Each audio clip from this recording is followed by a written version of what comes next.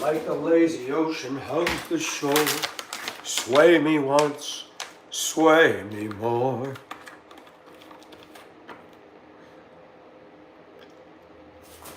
Hi, Paula. Wow. Again. How'd you get first 2 times in a row? How'd you do that?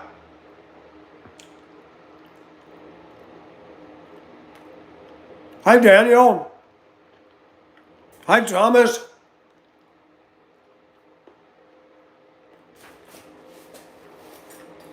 Ah.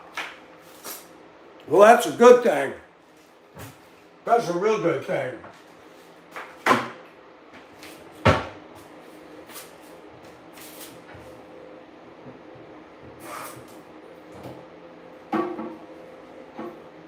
I will be moving about the kitchen to fix my dinner. The usual mac and cheese, veggies, and tuna. If I can get this thing out of here.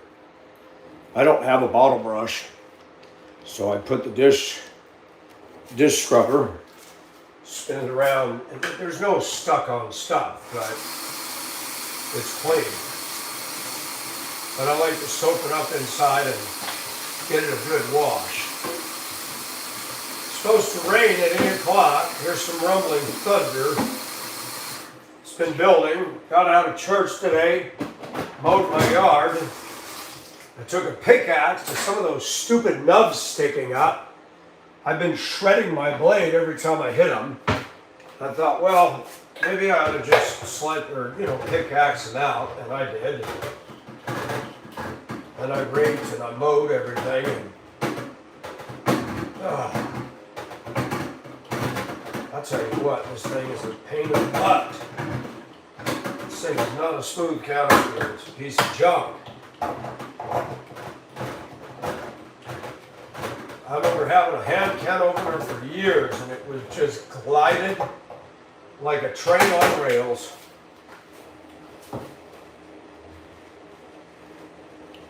I almost didn't mow the lawn today.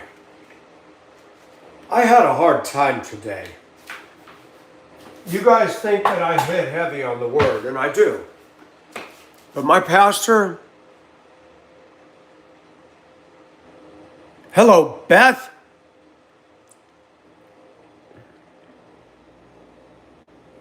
Hard-boiled eggs. Really? That sounds good.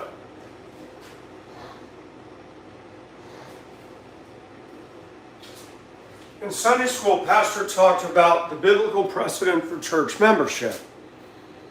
I didn't realize it was in there.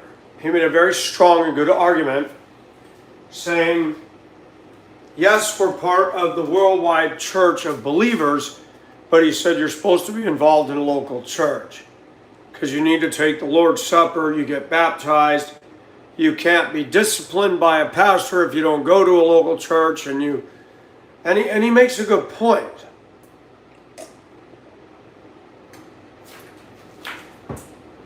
I have a very strong sense of guilt and a strong sense of inability to follow.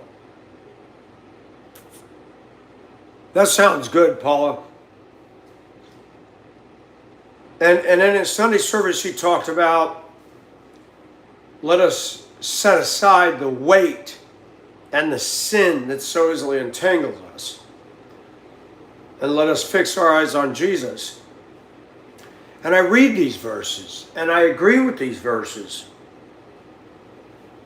And he talks, the word says, the sin that so easily entangles or besets.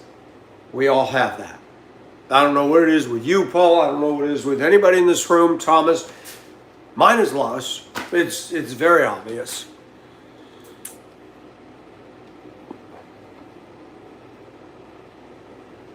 And it's hard. I feel overwhelmed when I hear the message like that. I'm like, God, how in the world do I live in a way that totally and perfectly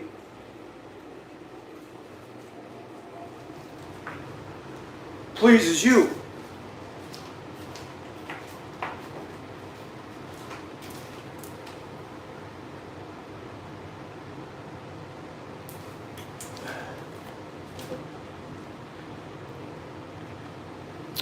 It is. Now, I go to church faithfully.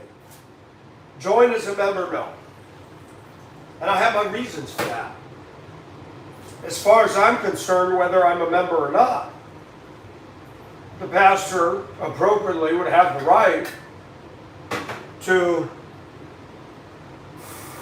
tell me if I'm sinning, his peace. Whether I'm a member or not. And I really believe that. I struggled over the years. I used to sit, in a men's group. We called it an accountability group. And I felt that it wasn't productive after a while. Nobody was getting victory over their sin. And all we were made to feel guilty every time we lusted. I said, this is a waste of time. Sitting around with men and did you masturbate? Did you look at something? And it's like, this is pointless. This is not doing anything. And I believe in God's word, but I struggle to live it in perfection. I was speaking with somebody this morning about the reality that I do live alone. I do live in a culture that really sucks. This culture here is not a good culture. And I know that may sound racist. It's not racist. But, I think all of America in general has changed up considerably. And even among my own Caucasian culture, I don't feel comfortable around most people.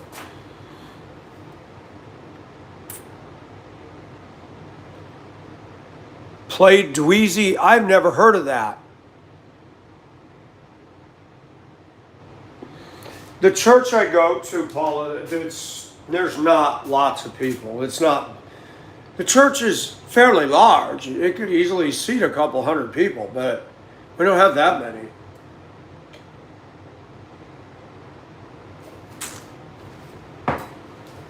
Maybe a couple hundred's too high. Maybe comfortably 100.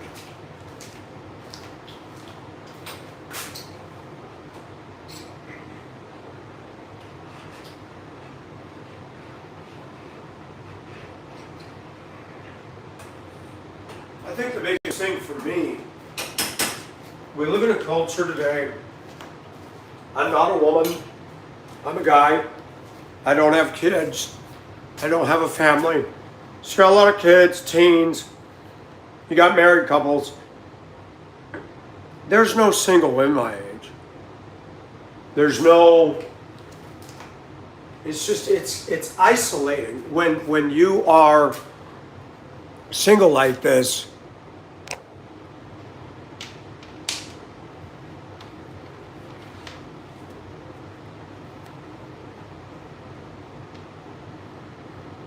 Yeah, I don't, and you're right, Paula. There's a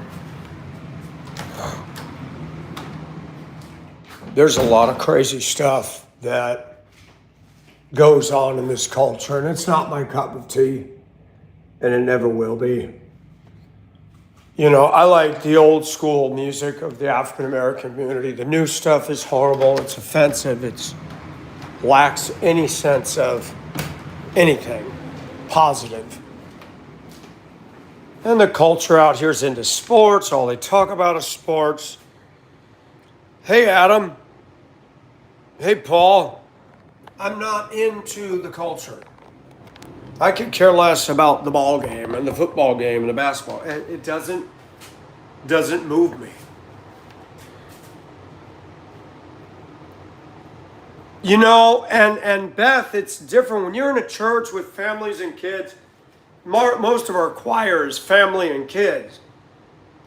And I'm struggling with that. And you guys can help me out, ladies. Give me your 10 cents on this. The choir director and his wife, they're nice people, but he runs a successful air conditioner and heating business, so he makes big money.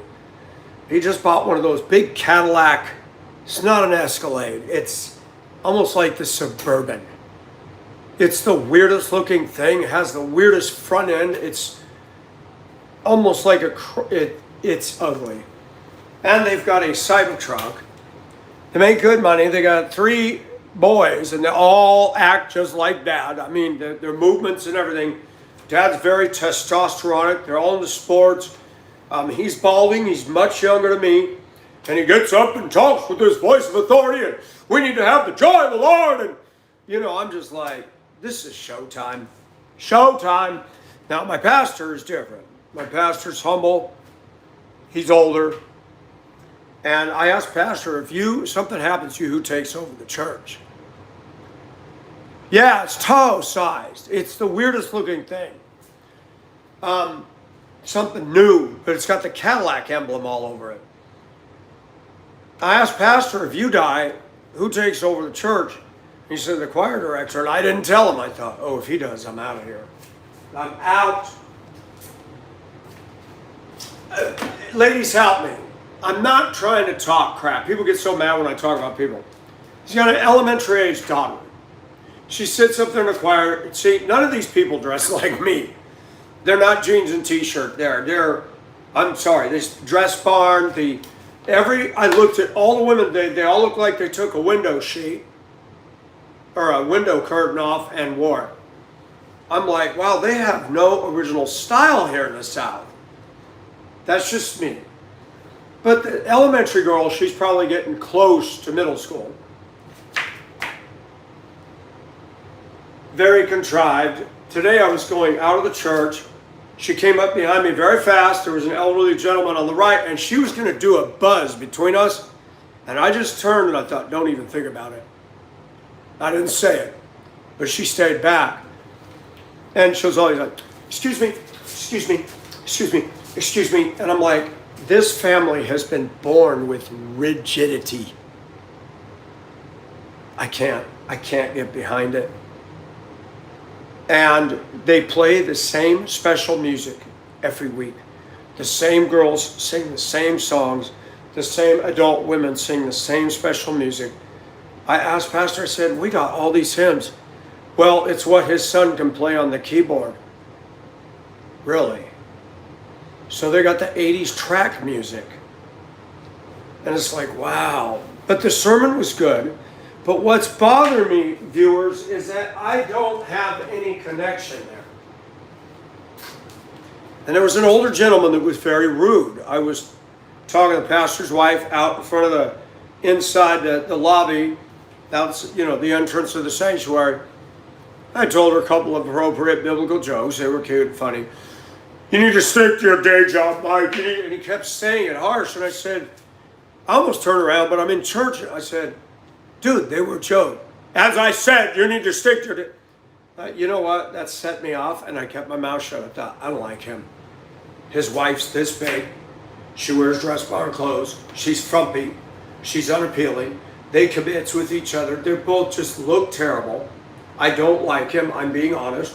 And now I've noticed that, hi, Mike, how are you today? I'm sorry. I just don't like it. I just don't like it. It's like, well, now we're going to be fake. You never came up and said, I'm sorry. I wasn't very nice to you. I have a problem. Look at me. I don't look 60. Now, granted, I don't go to church like this. I don't look 60. And this American society has never treated me my age, ever.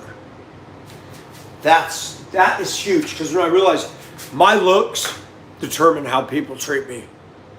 If I was balding and white sides and a big old pop gut,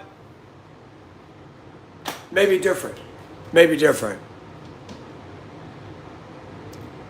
Stepford Wives, I've never seen that. High broke down Nissan. I don't know, and it's not pastor's fault. Now there are people who tell me, Mike, you don't need to go to a church. Yes, I do. But I don't believe in being a member. I don't have fellowship with those people. I came into Sunday school, the fellowship hall. Instead of the tables, when you walk in, the tables are lengthwise to the front on the left and right with the aisle.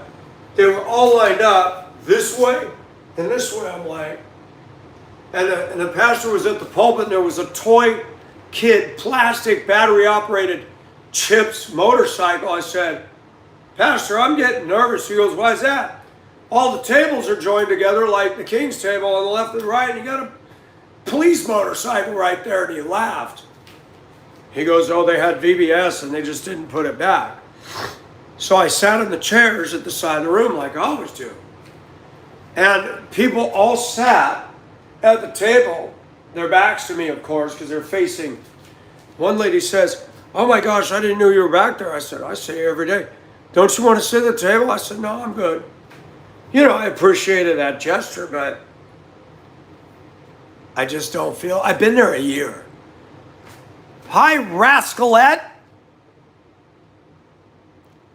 Yes, Paula. And then you got the women whose faces are etched in granite. When I have my deuce and a half, she pulled out of church, roared up on my back end.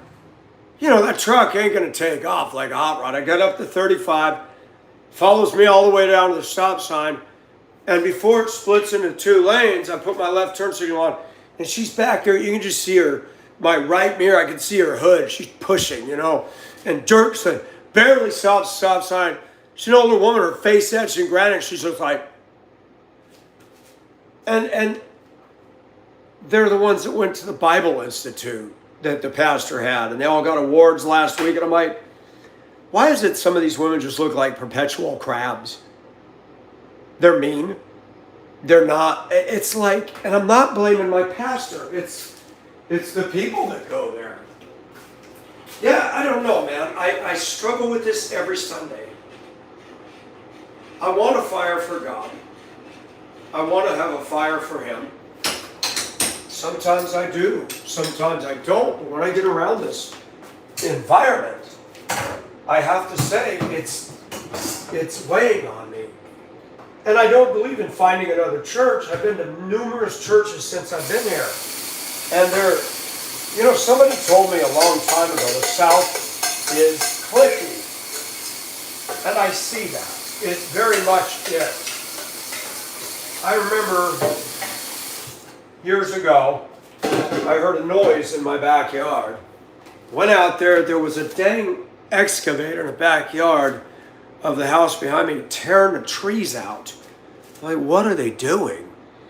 And they were banging the fence, the chain link, and black guy was running in, he stopped and looked, and I said, hey, can I ask what's going on? Oh, we're trying to find the sewer line, and we may have to come over to your side. I said, whoa, whoa, whoa, you're not tearing out all these trees. Well, we might have to. I said, you guys gonna clean up the mess? And he said, no, that's your responsibility. I said, how's it my responsibility when you, the city, are tearing up somebody's property? The sewer was right where there's a hole in the fence on my side, but it's on the other. And the guy later on realized, oh, we saw the manhole cover there. They tore up and messed up this woman's whole backyard. The sewer wasn't even in her backyard. And then they weren't going to do anything. I'm like, you got to be kidding. Well, the woman came out of the house later on. I was doing work in the yard. I said, hi, neighbor. And she was an older black woman. She goes, hi. I said, I'm your neighbor. I've never seen you before. Oh, I've lived here 38 years. And then she walked off.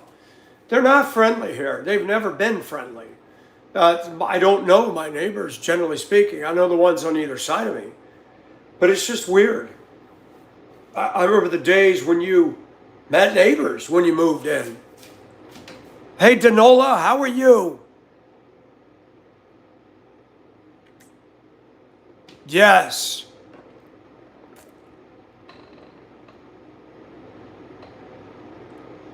See, Alan, but here's the thing. Nobody bothers me. It's just that I go there and it's a ghost town. Everything's about the kids, the teens, the families. Pastor will talk to me. He'll be polite. His wife is polite to me.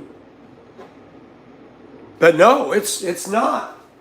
It's not a friendly world out here. And people say, well, sell. Well, that's another thing. Where to go? I own my house. There's no community in their community. Yeah, Beth. And that's why I'm bringing it up to you guys. I'm a guy, and if I don't have a wife or kids with me, you're really not part of anything down there. And I'm not going to participate in VBS. And I'll tell you why. A single 60-year-old man helping with the kids? No. They're going to think oddly of that. Now I helped with Vacation Bible School in my 20s. I did that in Duluth. It was fun. But the Southern culture down here leaves a lot to be desired. I live north. I admit I had problems up in Minnesota. People were very stoic up there. Very stoic. And cliquey too. I go back to the 80s when I got saved. Churches seemed to be much more friendlier back in the 80s. They seem to be growing. They seem to be healthy.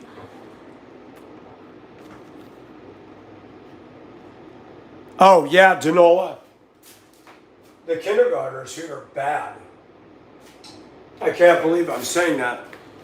The third graders are saying cuss words that I don't even use. I mean, I heard it all on the bus. I'm just like, wow.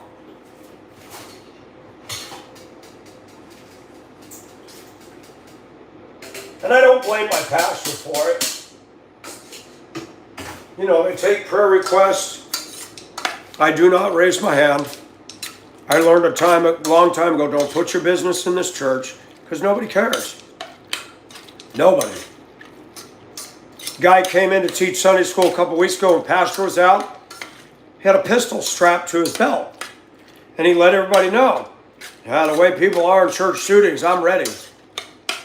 He's unfriendly. He's never once greeted me on a Sunday morning.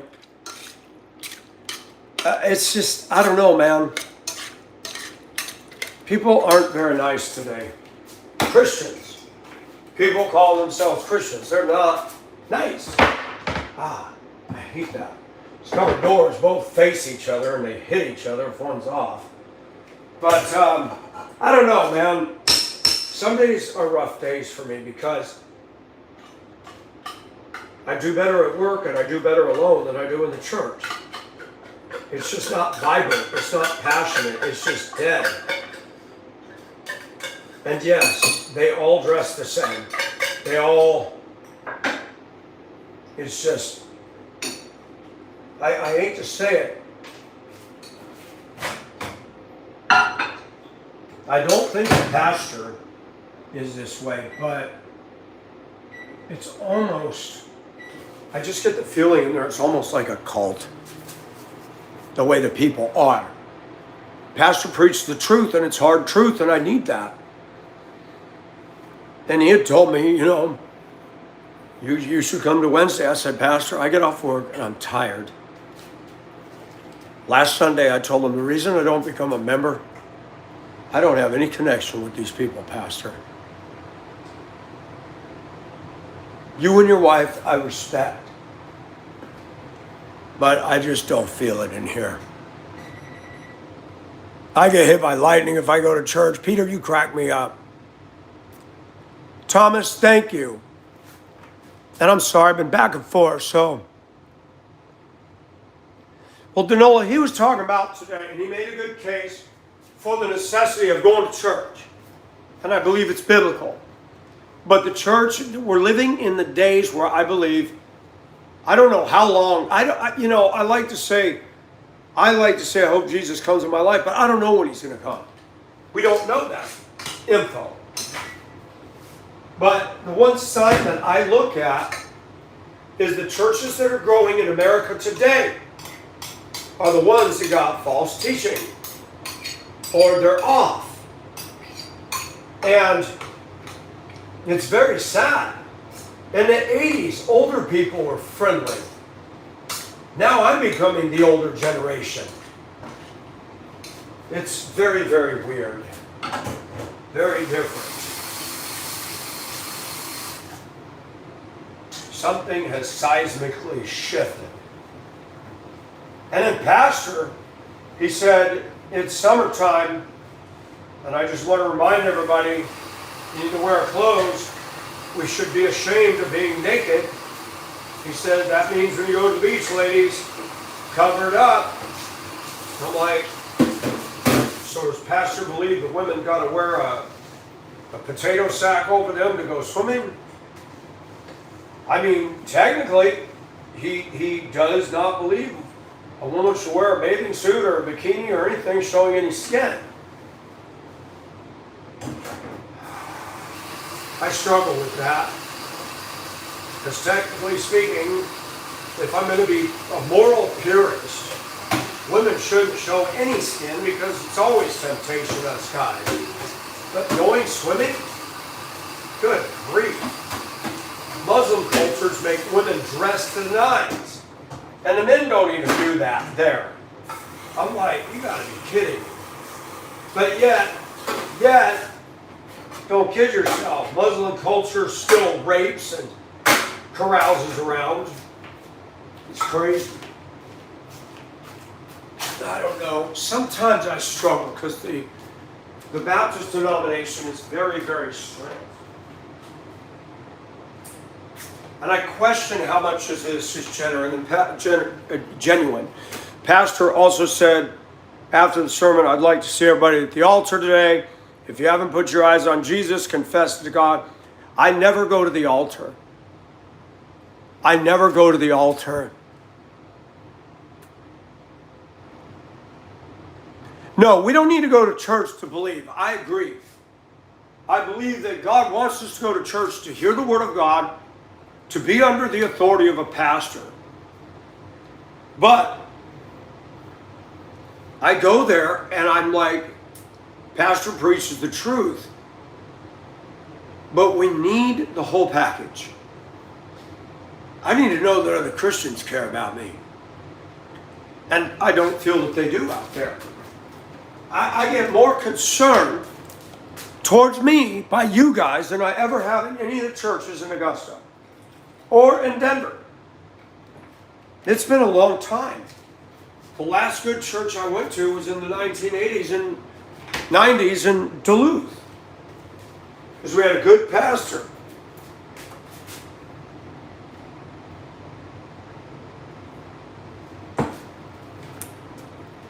Hi, Angel Baby.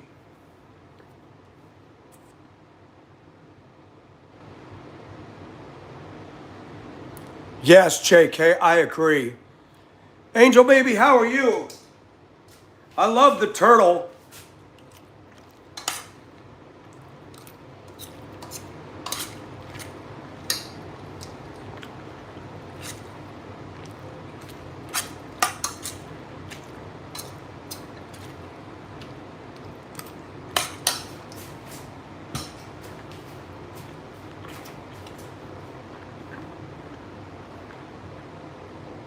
Now, I have said this.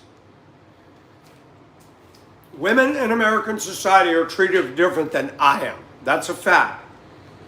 But we had a woman. She was attractive, slender. She came in there last winter. She told the pastor that nobody greeted her except one person.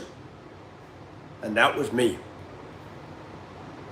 And the pastor brought that up in Sunday school in front of all those people. So we had a lady come in there. She said nobody greeted her except one. He says, thank you, Mike Nelson. I was like, oh, I know who he's talking about. So not even the other women greeted her. So they're very cliquey.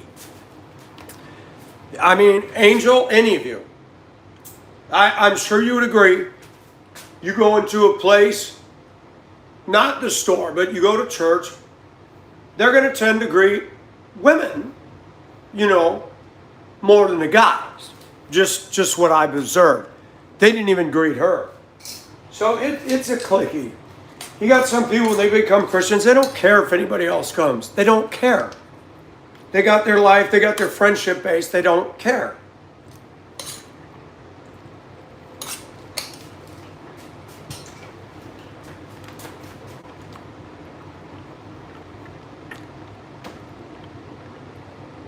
Hey, Eric Dean, look at that. We got a hand,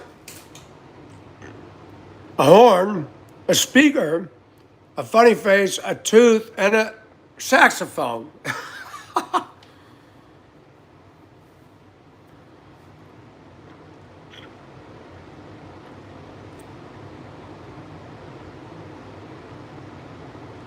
Deborah, but what is it?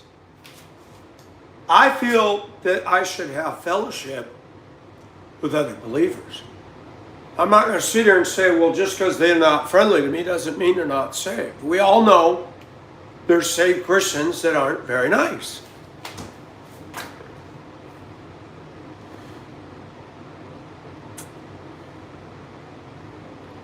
Angel, good to see you. Hi, Brooke.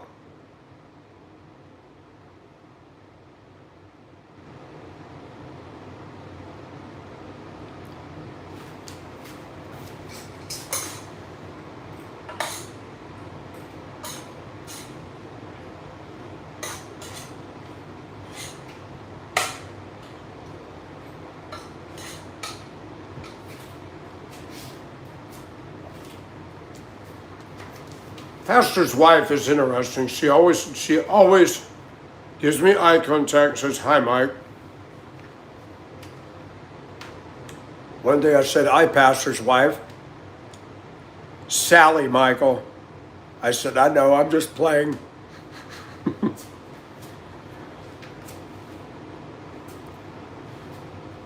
Hi, Billy. The same stuff, Peter. Mac and cheese, tuna, and vegetables.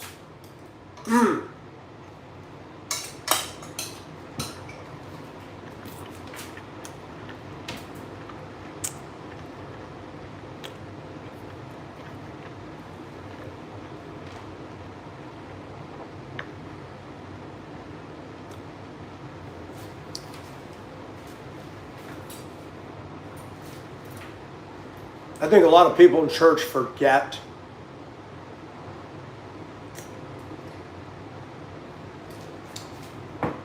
if you would take a snapshot of everybody in the church and you had me in the middle of that crowd, you would go, that doesn't fit. You know the pictures? What doesn't belong in this room? And you see a garage with all the tools. And you'll see the screwdrivers. And then you'll see a Barbie doll sitting there. The Barbie doll don't fit. I'm always that object in the picture that doesn't fit.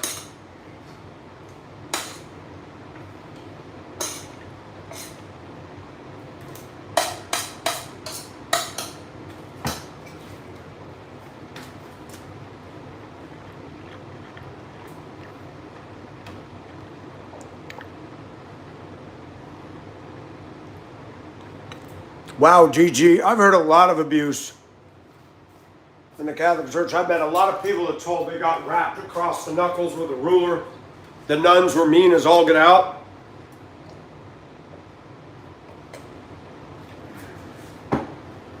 And no offense, I'm not trying to be crude.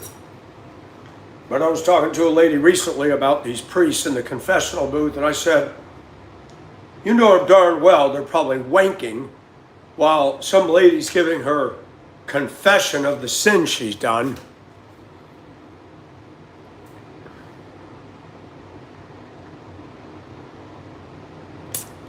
I hate autocorrect.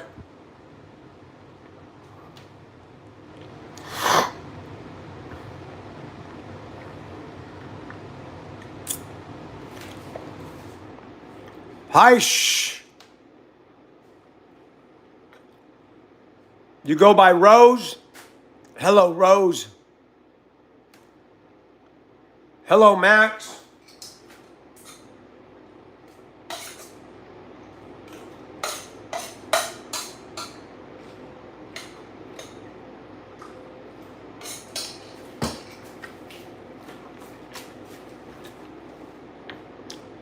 Jillian, are you still in here? Thank you for that, Rose.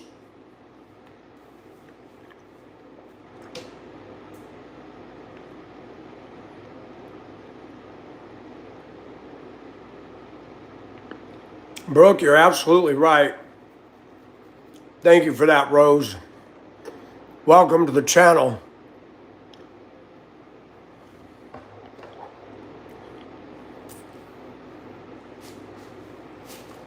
You know, a pastor needs to preach the truth. We should be a vibrant community where we care. It's sad that I can come on my video form on YouTube and we got more community in here than I've ever seen in my church. And what bothers me, and I'm not being arrogant, 14,000 subs, almost 14,000 subs. There's not a person in that church that has 14,000 subs following them anywhere. So I take what I do seriously. I realize that my pastor were to see me with all this, he'd be going, what is Mike doing? If the people at that church saw that, they'd really have something to talk about.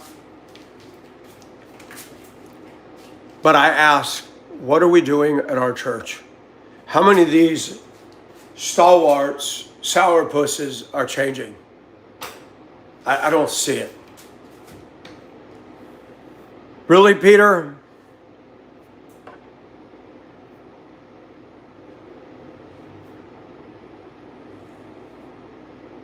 Yes, Brooke, I do not like these mega churches. They're a joke. I call them Walmart churches.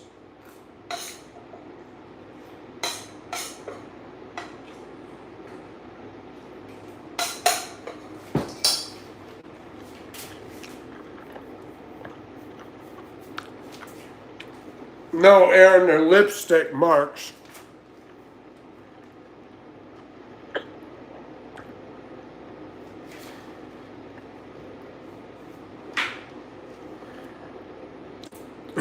Self-made hickey. No, I was blotting my lipstick.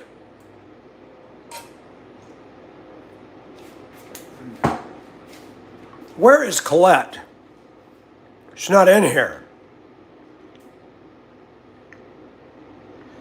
I know one Trips coming into chat. That's funny. I stumbled into chat the other day.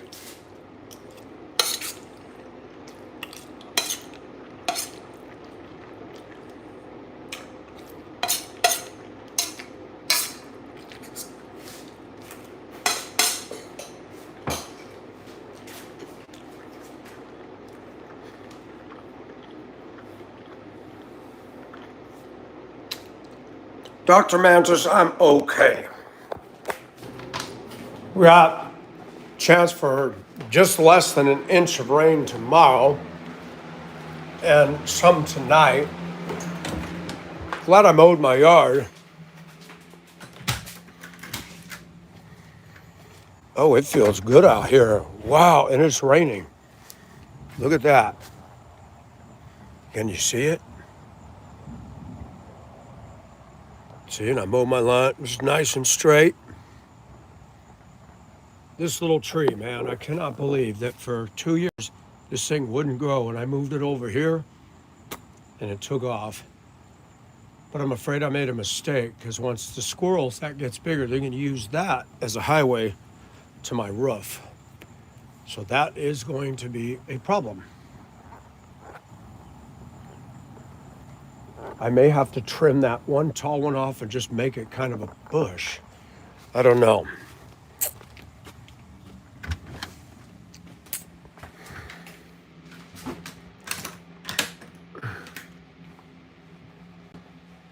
Yeah, Brooke, mine's a big yard. The property's 0.23. It's definitely not an acre, but it's 0.23. That's a good size city lot. Most properties in city lots are not that big anywhere. I think I can cut that tall one down and keep it low. I'll keep it from growing where they can get on the roof. I wish I'd have thought about that. I would have planted that on the other side of the yuccas.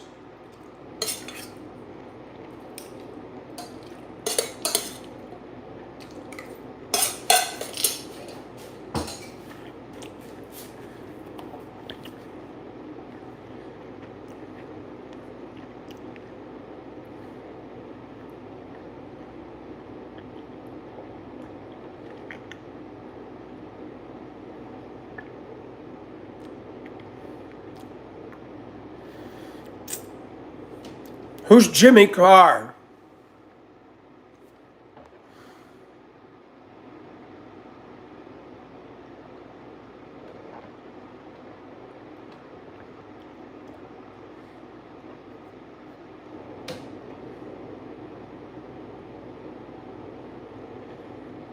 You know what, DG, thank you for that.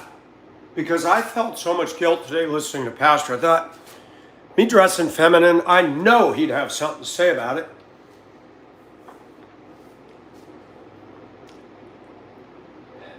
And I kind of had an earthquake fall today and said, Michael, you need to realize, number one, you are not supposed to be like any of those people in that building or any other building.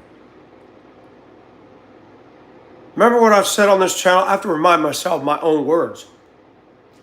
People are owned by corporate America. They walk. Oh, did you get that SUV? Did you buy that latte? Did you see that movie? I didn't do any of the above. Mike, what's wrong with you? What do you mean what's wrong? You haven't heard of this movie? No, I haven't. I don't have a TV. You don't have a TV? How are you going to get a girlfriend if you don't have a TV? I'm not going to get a girlfriend because I don't have a TV? Really?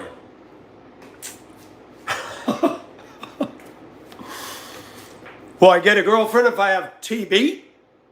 Maybe I get a girlfriend if I have TB. And I don't vape. Vaping is, it's a substitute for smoking, except it's not putting the crap in the air that bothers us. It's a little battery operated thing where they suck on it and blow out, you know, it's not smoke, but somebody who does that can tell me better. I'm sorry, I want to watch my woman. If I have a woman, I think watching a good show from time to time, but look at most Americans. They get together, they date, and they go sit in the movies. I don't know, man. There's something wrong. I want a woman that I'm into her. She's my movie. I'm her movie. Where we can talk, and if we don't want to involve too much, we can read our books or have our quiet time. But I don't know, man.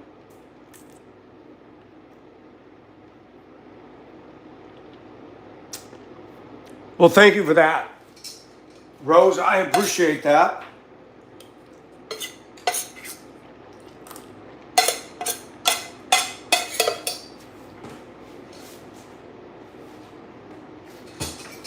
If anybody at church saw this and they said something, I'm just smile and say, oh, you found my channel. Maybe now you'll find out I'm not just like you. And if you don't mind, I'm going to sit down and listen to what Pastor has to say. We'll talk about this later.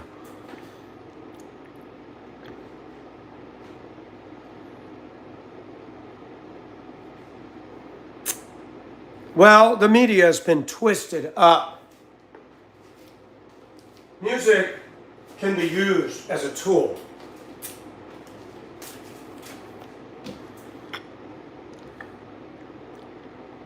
I was today years old when I learned that. Dr. Mantis, that's funny.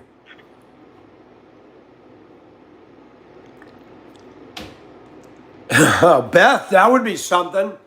Are you down in Waynesboro?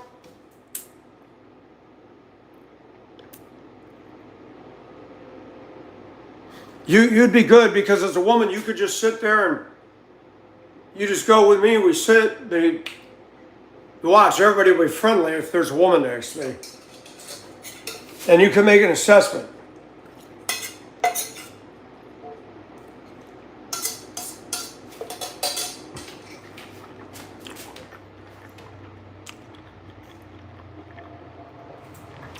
Yes, Mary, I'm divorced.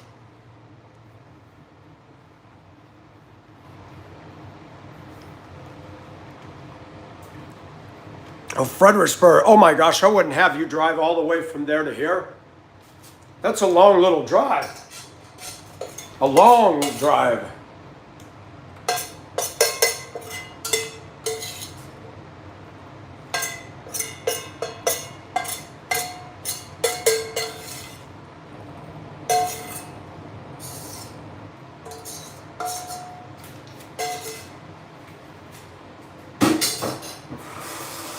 I struggle, so I told all of you guys,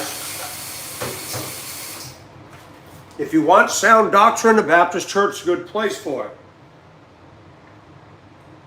But most Baptist churches I've been to, they have the frozen chosen. The actors. Every Baptist church I've been to, even the one in Hong Kong, that was started by Americans, they're very professional acting. The suits and ties, and how you doing today? The hands, the way, everything's prescripted. I want to walk in and say, man, at ease, people. I just don't fit in that. Humanity will never be able to straighten out. You got that right, Alan. Southwestern Virginia.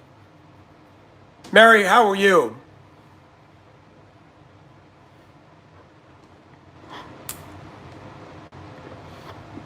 Seven-hour drive. Wow, that's a long ride.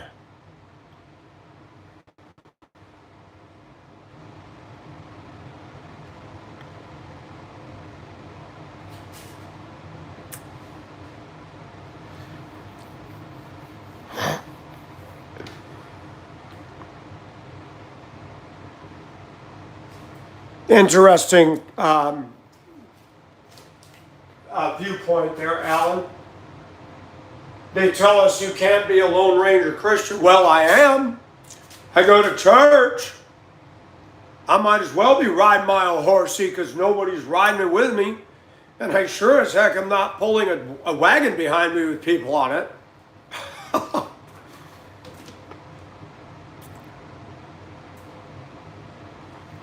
It is, Paula, and that's okay. I need it. Sometimes we need it.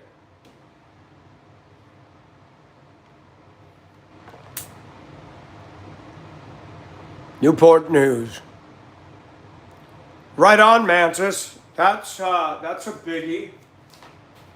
That's a biggie. Let's eat another ginger chew so I can gas up the house again tonight.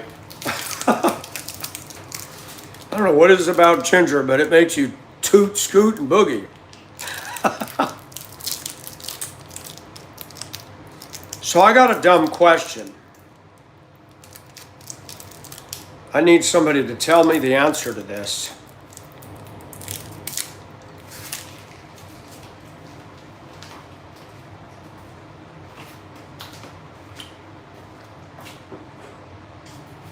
Magnet sticks to steel, right?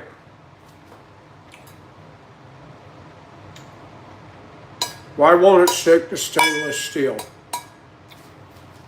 I want to know.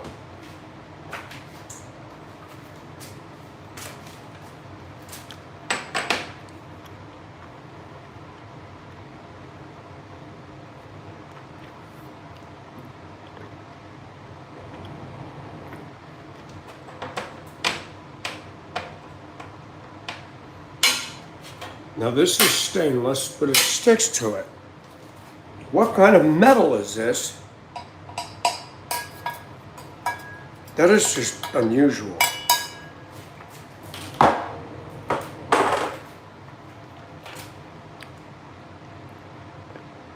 Really, Paula?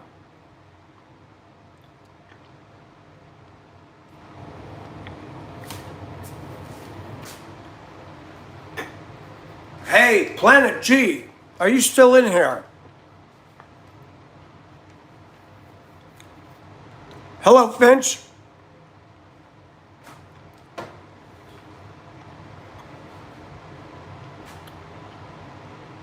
There's Planet G. No. Aluminum doesn't sound like this. That's too metal for aluminum.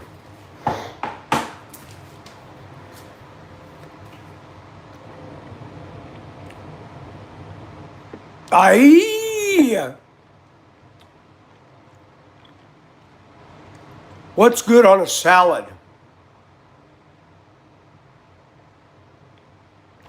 Really, Danielle, Daniel, that's interesting. Why do I keep calling you Danielle?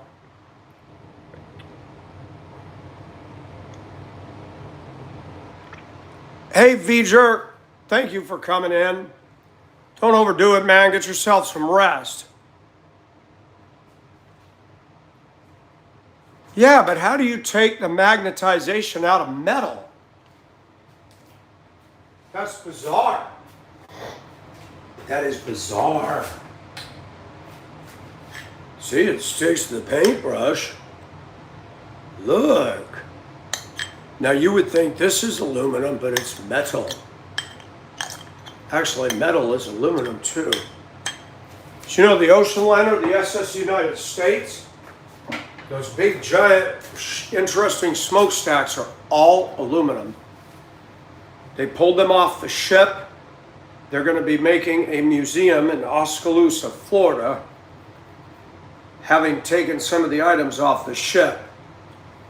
They're preparing to, there's some holdups. They're supposed to tugboat it from Mobile, Alabama to the Gulf and deep six the thing. What a damn waste. That is an ocean liner. It's bigger than the Titanic. The steel is not compromised. The only steel is there was some rust on the upper decks. That could all be repaired. Why couldn't they turn that, run electrical and plumbing, and turn that into housing or something? And they're just going to sit and they're spending millions and millions of dollars making it environmentally friendly, how to pull the asbestos out of it. They did most of that in the 90s. Sucked the fuel out of the fuel tanks. They took all the glass and the portholes out of it. Brooke, I loved blue cheese when I was a kid. Oh, copper would be cool. It is wasteful. It was the fastest ocean liner in the world. Still to this day holds the Blue Ribbon Award for the fastest transatlantic crossing. The engines were never fully opened up. If I was like Elon Musk, I would have bought the damn thing and I would have sat down with some people and said, I want this thing sandblasted. I want all of this cleaned up. I want the steel fixed. And then we just sit down and figure out what can we do with this thing. I want it primered with tough primer. And let's sit down and talk about something that's going to be functional and work and not a money pit. First thing I'm going to do, if I own property by the ocean, I'll have a canal dug out, pull it away from the sea, and fresh water that baby in there, and it'll never sit in salt water again.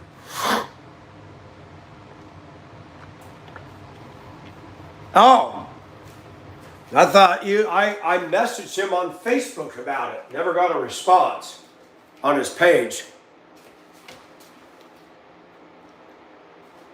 That SS United States is so symbolic of America. It sat and rusted and the paint peeling off. I said, that is what America looks like. We were the pride. We were great. And we just rotted from within. The SS United States sat idle from 1969 all the way until last year. Sat down in Norfolk, Virginia. Then it went up to Pennsylvania. Then they towed it across the Atlantic. Towed it to Turkey. A guy bought it. He was going to gut it. Took all the 1952 stuff out of it. Gutted it down to the shell of the ship. Then something happened. Came back to the U.S. and sat in Philly for 30 years.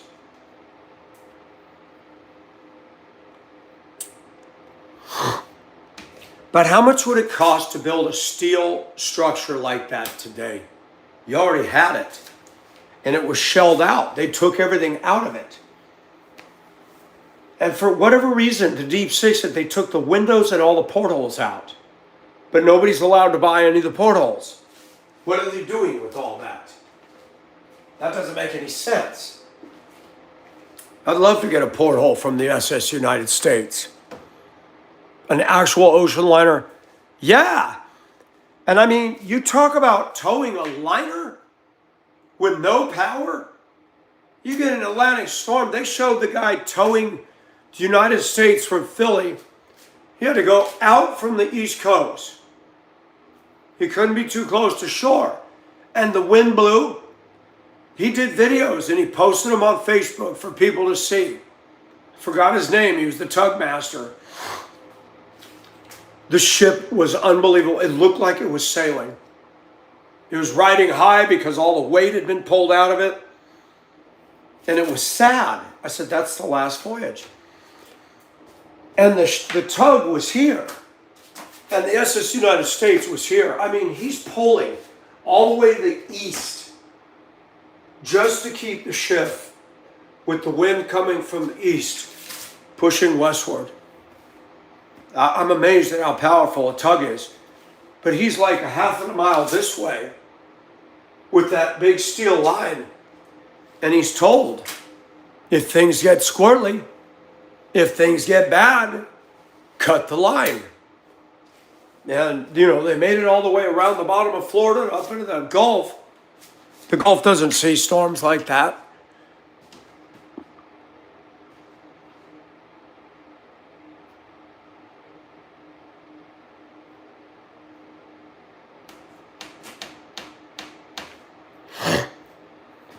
Well, Ellen, a lot of African Americans are still living as if though we're treating them that way, and that needs to stop because it's simply not true. It's 2026, and everybody's got their crap that they've been through, including whites, including natives, including Mexicans, and everybody needs to stop. We've all been through and it needs to stop. Blacks are not treated as second-class citizens today. They're not.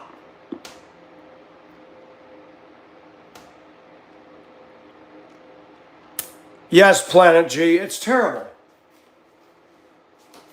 I'm going to show you something.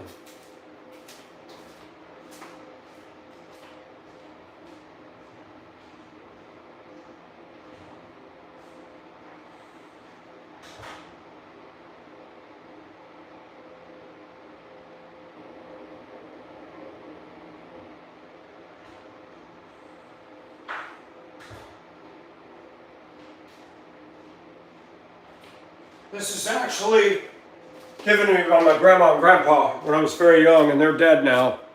This is off the SS United States. This is a candy tin, and it's made in Blackpool, England.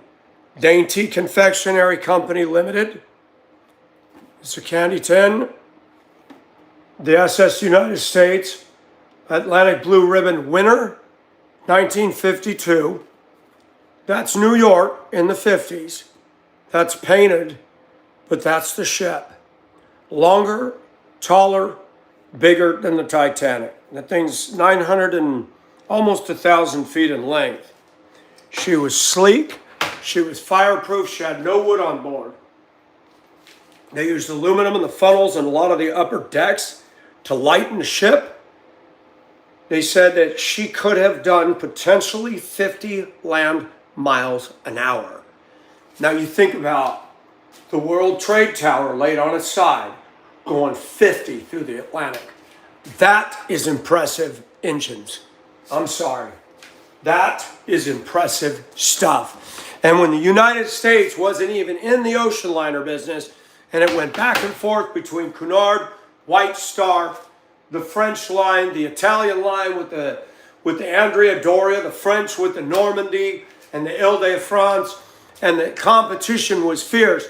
And the U.S. comes out of its sleep, builds this thing in the 50s, and the first voyage out, I'm like, beat the Queen Mary. Beat the Queen Mary. Took the record away from the Queen Mary. Smashed it. It's sad. Yeah. I love this stuff, and I feel like I was born in the wrong era. This is also off the United States, unopened. This is plastic coated playing cards, 2 decks, with the SS United States emblazoned on them. There's a black gentleman that I worked with at Denver Public Schools. We had an in-service meeting one day, and we were all at round tables, like 500 of us. They had the mechanics, they had the transportation administration, drivers and monitors. And he sat there during the whole 7 hours of in-service, sketching every one of us around the table. He sketched me, and he did a pretty good job. I was like, unbelievable. Unbelievable. This is a picture of me in 2008, my first trip to the Philippines. The woman I was chasing after, that was her mother's pump outside the bamboo house. This is number 56 in Hibbing, Minnesota, when I was a school bus driver. A Thomas conventional, 77 passenger. Me looking proud of my command. I worked for Shubat Transportation. That was 2008. My big old bus. I went to the San Pedro, Los Angeles Maritime Museum. They have a huge model of the Titanic behind a glass case. This is the woman I got all caught up in 4 years. This is us on Llama Island in 2008. You can see she's considerably smaller than me. I look so big and I'm not big. This is us at the Victoria Peak. Went to Bubba Gump's restaurant. Take off from Forrest Gump. This is me at Llama Island off of Hong Kong. You could tell how small she is. This is her niece, Mutt Mutt, and I standing in the South China Sea. And there I am again.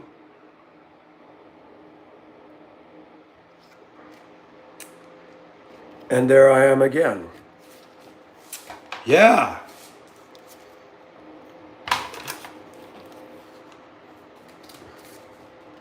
What is this?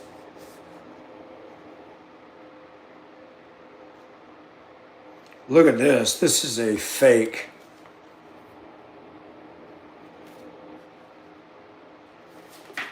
This is a fake Ben Franklin $100 bill. When I was a kid, I had to stay at my dad's office, and I would get bored, and I'd get books from the library and photocopy pictures of ships. That was the Lusitania. This is the bow of the Titanic as it was under construction in 1911. Do you realize that this much is in the mud? From here all the way down is in the mud. That thing hit, and that isn't soft mud on the Atlantic. That thing hit the ocean floor so hard that it went and just plowed into it. This is why I love the ships. Look at the power. Yeah, I could have lived on one of those things. This is a rare picture. This is in the Smithsonian of the Titanic.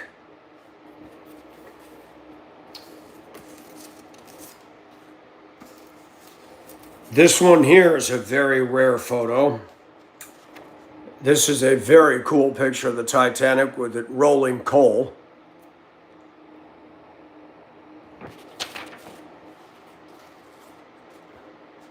I love that stuff. I always will. I was born in the wrong era, folks. What can I say? I could have worked my way up on the grand old ships and had a ball. That's fascinating stuff. Tanola, if you take out the Jack and Rose story, Hollywood always uses artistic license. And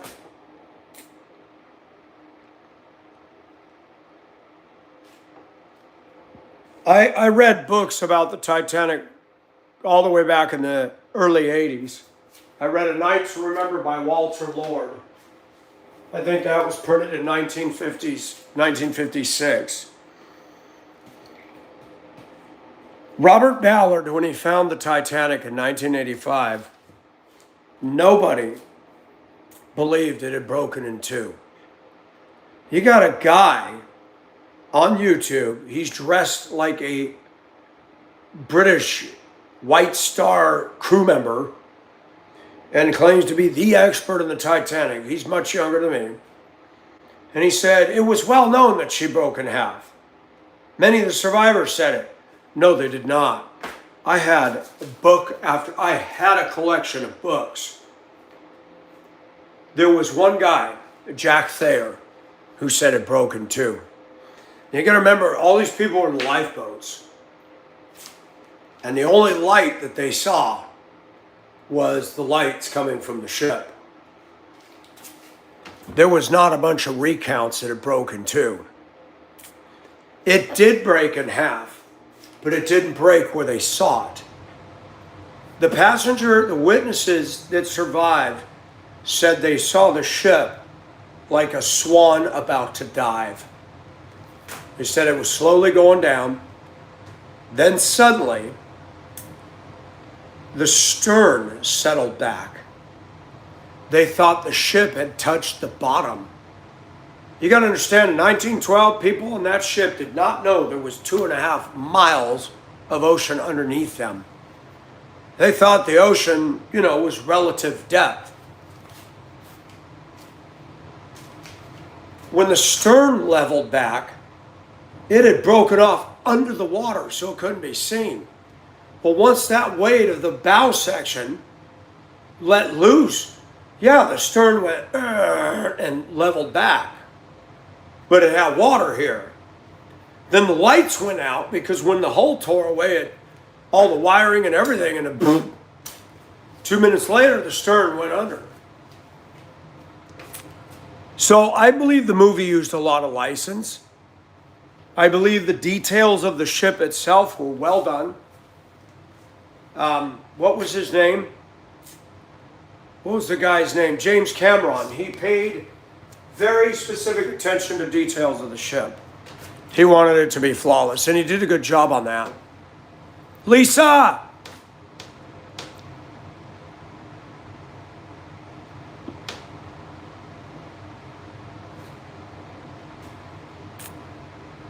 The band did. And a very sad story. True story. In Newfoundland, a ship was dispatched called the Mackay Bennett. It's a small vessel for recovery operations and salvage and whatever. It was dispatched to go to the last position of Titanic and retrieve floating bodies with the life jackets from the water. And they did that. While they did that, they pulled items up that were floating. A banister or a section of carved wood with the pomegranates that was right off the first class staircase. A dresser drawer with the gold trim around it. When the ship broke in half, it broke staterooms and contents spilled all over the place. What floated went up, what didn't sank to the bottom. And you have a porcelain doll head. You've got a china cup resting on a 50-ton boiler. This stuff just rained. The big stuff hit the bottom first. Some stuff took a while to filter down. A leaded glass window laying on the ocean floor. The entire shelf and back out of the gallery of all the chinaware dishes fell neatly on his back. The wood rotted away and all the bowls still stacked up, unbroken. Unbelievable. And yet the Titanic the forces on it. And these dumbasses went down there in a damn pop can with a PlayStation joystick, and that thing was not made for that kind of pressure. The Titan sub-ocean gate. That was idiotic. And I remember the son of one of the dads who went and said, "Dad, I don't want to do this." He didn't want to go. But the McKay Bennett went out and pulled bodies out of the water. They also pulled up, and I get choked up on this because this is no lie. They pulled out of the Atlantic a Stradivarius with Wallace Hartley's name stamped in the back of it. Wallace Hartley was the leader of the Titanic's band. He went down with the ship, and his beloved violin was found floating. It went, I think, in 1997 on the auction block at Sotheby's and sold for $2.7 million or something. If I found that, I'd hold it so reverently. To hold that would, it made me cry. This man, he knew they were going to die. And he told his band members, "You can have a try at it, but I'm going to continue to play to try to calm the people." The band stood with him. Who does that today? Who does that today? There's an emergency, and everybody's gone. No. That was a man. That was a man. Hi, Leslie.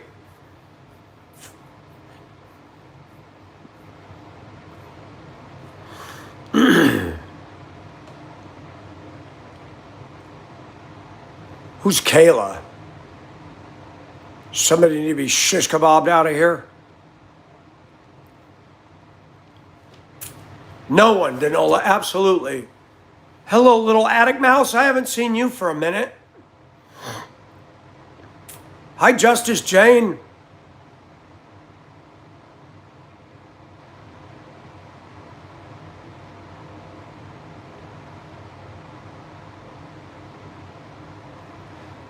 Kayla is being a turd. Kayla, you've been on here before, and if you listen to me, shoo fly, don't bother me. I don't know what your problem is. You can't listen to the content. You just got to be rude. Did you graduate from middle school yet? You still chewing Hubba Bubba and blowing bubbles all over your face?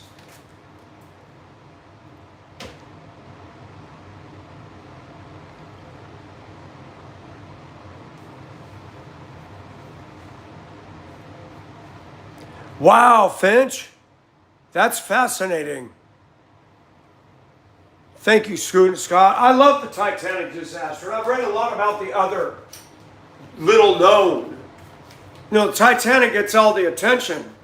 But 3 years later, the Lusitania, 100 feet shorter than the Titanic, 4 massive smokestacks, 8 miles off the coast of Ireland coming from New York.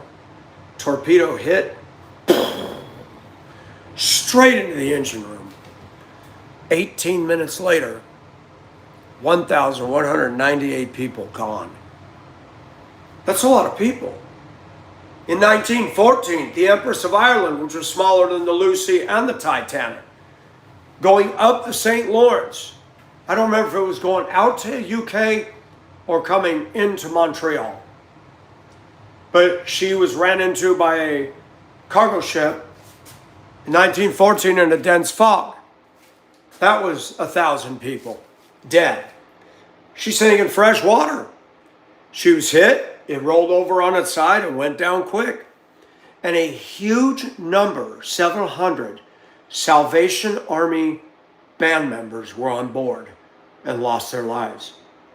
And the Salvation Army of that day, they were called that because they went and told people how to be saved.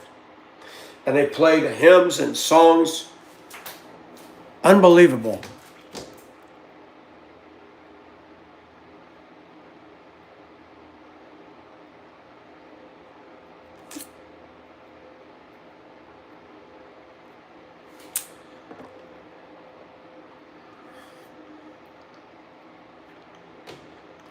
Kayla, what are you talking about? All right, face me. You're just a jerk. I'm not acting as a woman. I dress feminine. Get off the channel. Don't look at it, Kayla. You go yell at everybody else who does that? Do you yell at the politicians that are wrecking this country? Do you? Hi, Cruella. How are you?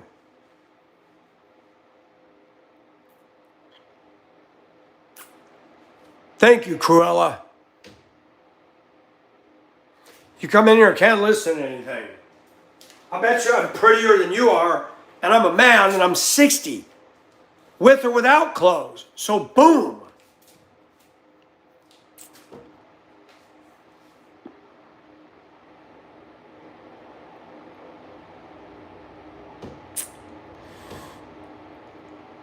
I want to thank my viewers here for the support. That's awesome. Why isn't the church like that?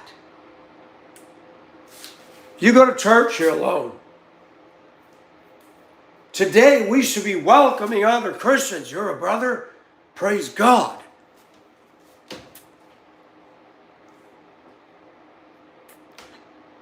Anymore. Cruella's ready for fight. Anymore want to be blocked? Let's make like a hockey stick and get the puck out of here. Hi, American woman. And by the way, Kayla, Cruella's beautiful. You want to talk about a beautiful woman? She's a beautiful woman. Artistic, kind. Yeah, there's some good women in here, Kayla. And you know why they're here? Because they want to hear the truth. You want to get focused on what I'm wearing. I'll tell you what, Kayla. You're probably still sitting in the shadows. How about if we do this? Okay, now I got my man stuff on. What are you going to say about my chest showing? You have any doubt? You have any, no bra. You see that? You know, I tell you what. Did you yell at Tyler Perry for playing the woman? Did you yell at Bosom Buddies for playing? Did you yell at Robin Williams and Miss Doubtfire? No, you didn't. So, moving right along. You're shallow and you're ridiculous.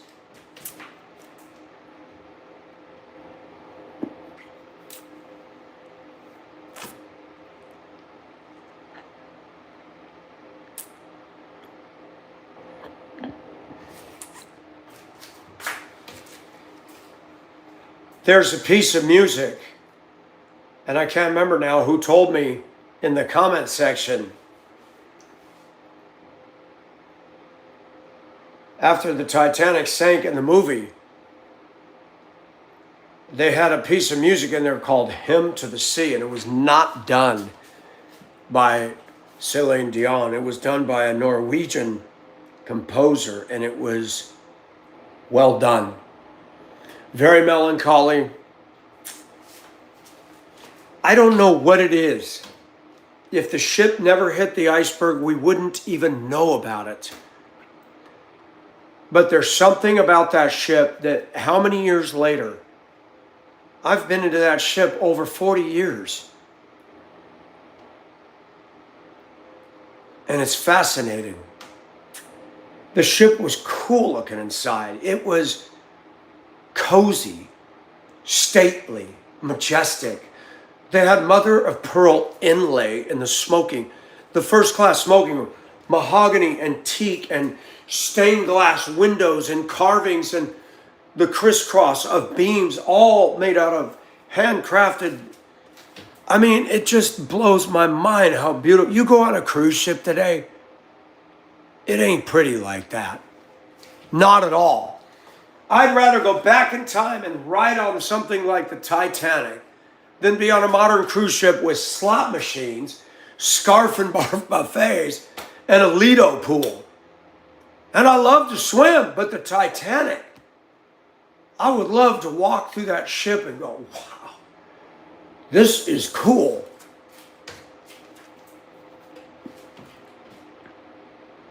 I wanted to make a movie. Hi, Tristan. I want to do a really cool movie where I'm here talking to all of you. and I go back in time. As I am today, I go back in time, and I'm on the deck of the Titanic with my cell phone.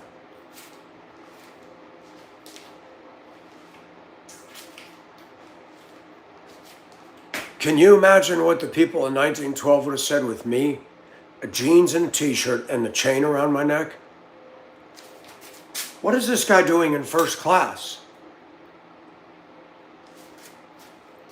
I didn't have to pay for the ticket. What do you mean you didn't have to? I can come and go anytime I want.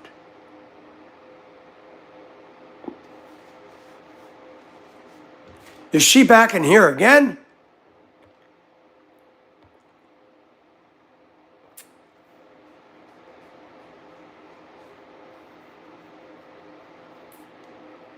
Oh. I was like, man, she's like Chucky. Wherever you go, there she is. And I'd love to be like walking down and saying, you do know the ship's going to sink. And I show them pictures on my phone of the headlines, of the dead, and show them the wreck. Can you imagine me walking in first class? This is what the stern section looks like in 2026. And these people are going, who is this guy? What is this thing? It's a phone. A phone? Yeah, it won't work out here. It's 1912. I can dial up somebody anywhere in the world and video chat them. And it'd be awesome. I walk into the bridge and I go up to Officer Lightoller and say, you need to turn this ship starboard now. Who are you and what are you doing?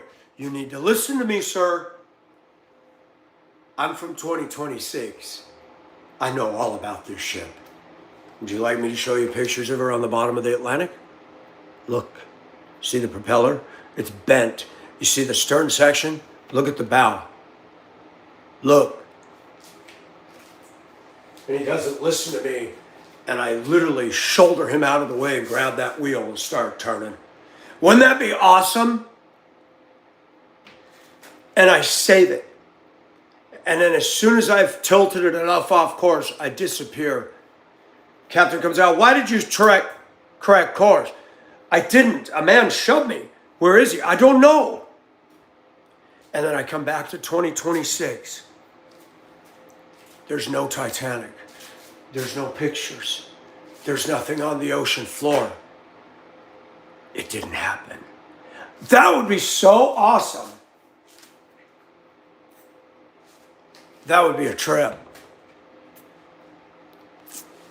Yes. I would love to walk in the first class dining room and say, wow, this is where all the stuffed shirts are.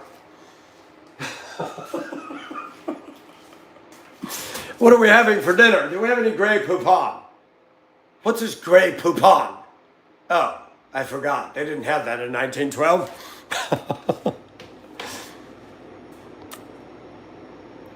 Wouldn't that be something, Tristan? I'd love to be a producer and just bend things to where it could be realistic.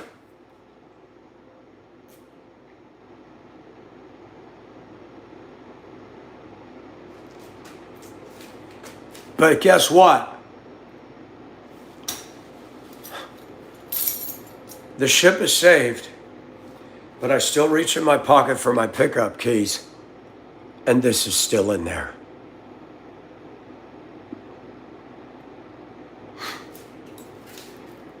That'd be a cool but eerie movie. Cruella, I think it'd be fun. Hi, Fairy Chew. I haven't seen you in a minute. How are you?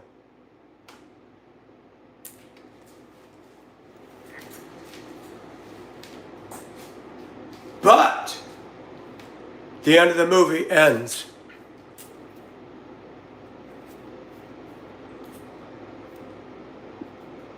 And I have a house, but it's not this one.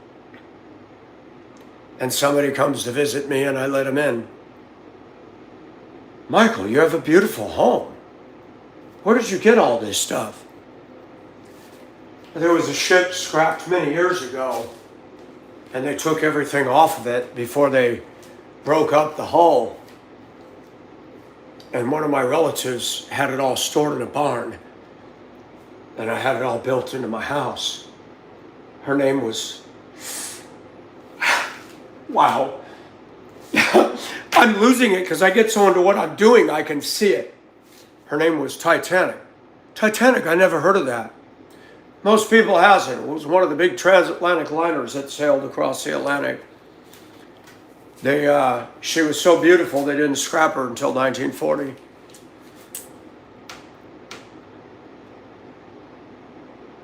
Oh, you know about the Calypso. Wait a minute. Do any of you know about the sailing ship, the Mary Celeste? That'll blow your mind. They found her, no crew, no signs of foul play. What happened to the people? Billy, being silly. Did you get kicked out of here too?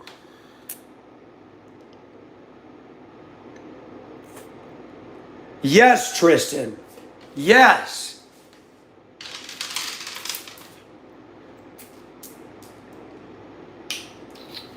I think that'd be awesome if my bedroom looked like one of the first class staterooms with all of the furnishings. And I go back, avert the disaster. I come back to 2026 to my house, and the whole entire inside of the house, as well as the outside, is done in Titanic riveted steel, with the portholes, an upper deck, with the windows, the big square windows, and the railings and everything. And like, this looks like it was from the steamship. There it was off a boat called the Titanic, and nobody knows about it because it never happened. A night to remember. If you want to watch a good black and white movie of the Titanic, one of my favorite, it's called SOS Titanic. They had a lot of Titanic. They had Barbara Stanwyck was in one of the older ones. They had a bunch of 50s Titanic movies. So the Mandela effect. Define that for me, Tristan. You started to say it.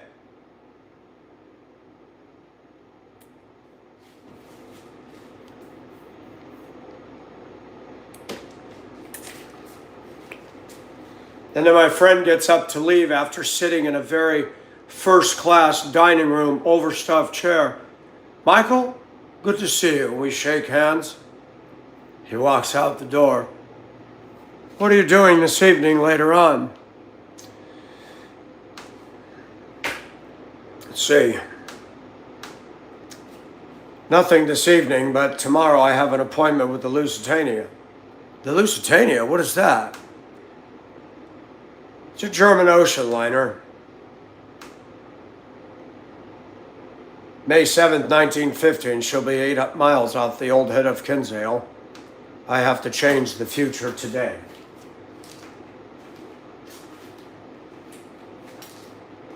Young man, what are you doing on the bridge? The ship is going to be torpedoed 8 miles off the old head of Kinsale. I'm asking you to deter course immediately. Otherwise, you're going to have 1,198 people dead. Can you imagine that?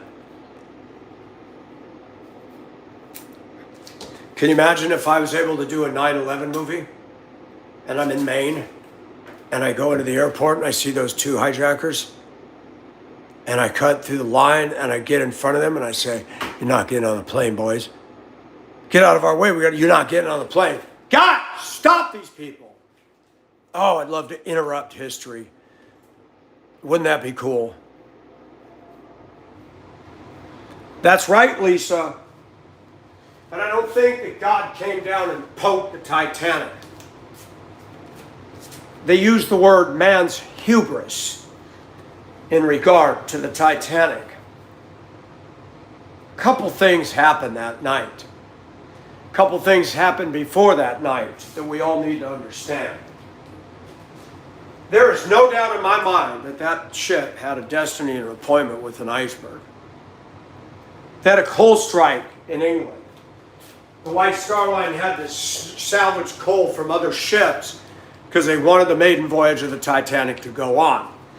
That's one.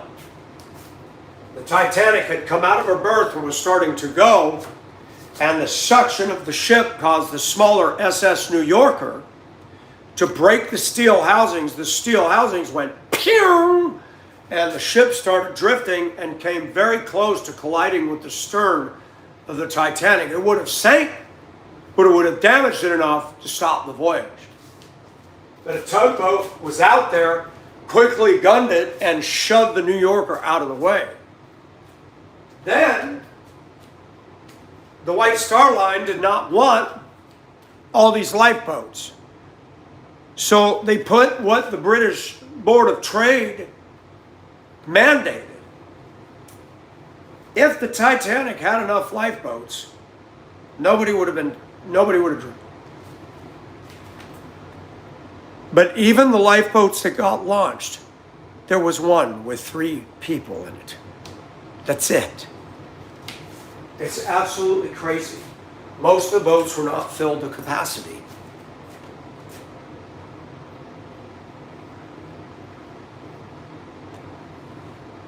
Lord, I don't believe that. It hit an iceberg. A lot of conspiracy theories about that. The Lusitania, 9/11, I don't believe any of them. Oh, the Hindenburg. Do you know how luxurious that was? It was unbelievable. When you look at a dirigible, you guys want to read a good book? Do I have it on my shelf? Let me see.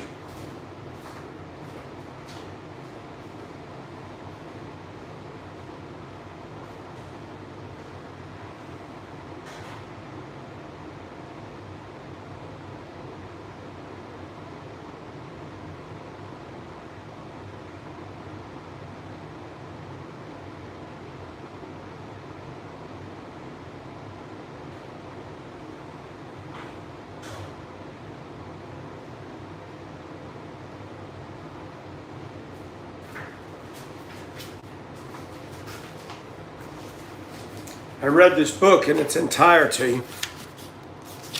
I'm not going to tell you what it is yet.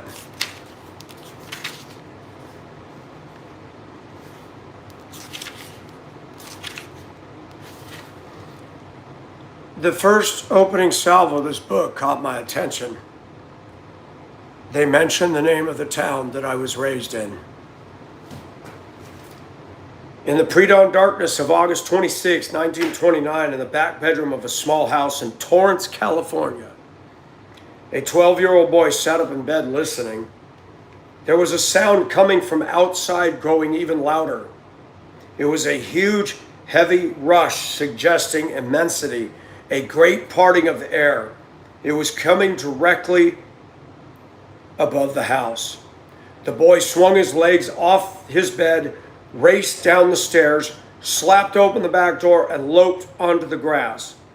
The yard was otherworldly, smothered in unnatural darkness, shivering with sound. The boy stood on the lawn beside his older brother, head thrown back, spellbound. The sky had disappeared. An object that he could see only in silhouette, reaching across a massive arc of space, was suspended low in the air over the house. It was longer than 2.5 football fields and as tall as a city. It was putting out the stars. What he saw was the German dirigible Graf Zeppelin, at nearly 800 feet long and 110 feet high. That's almost the size of the Titanic. It was the largest flying machine ever crafted, more luxurious than the finest airplane, gliding effortlessly over huge distances, built on a scale that left spectators gasping. It was in the summer of '29, the wonder of the world. The airship was 3 days from completing its sensational feat of aeronautics, circumnavigating the globe. The journey had begun on August 7th, when the Zeppelin had slipped its tethers in Lakehurst, New Jersey, lifted up with a long, slow sigh, and headed for Manhattan. On Fifth Avenue that summer, Demolition was soon to begin on the Waldorf Astoria Hotel, clearing the way for a skyscraper of unprecedented proportions, the Empire State Building. At Yankee Stadium in the Bronx, players were debuting numbered uniforms. Lou Gehrig wore number 4. Babe Ruth, about to hit his 500th home run, wore number 3. On Wall Street, stock prices were racing toward an all-time high. This, ladies and gentlemen, is a book I totally recommend. It's a story of Louis Zamperini, an Italian kid growing up in Torrance, was thrust into World War II, made it to the Olympics in Germany when the Third Reich was kicking in. He was in the military. His plane went down. They drifted 4,000 miles over open ocean, he and 2 other men, only to be captured by the Japanese, mistreated, tore up, sent to Japan, lived through all that, the abuse by Watanabe, who was an absolute dirtball, and he got saved after he came back to LA, married a wife. He had his teeth broken out and everything by this guy. And Angelina Jolie made a movie, Unbroken. The book is way better. I've read stories about real men. Most of the people running their mouth on my channel are not these kind of men. I'm not even these kind of men. What they endured, what they went through, I couldn't do it. Books are always better, absolutely.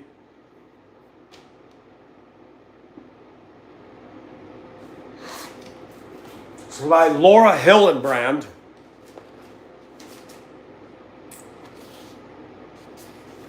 This is him running. He was an Olympic runner.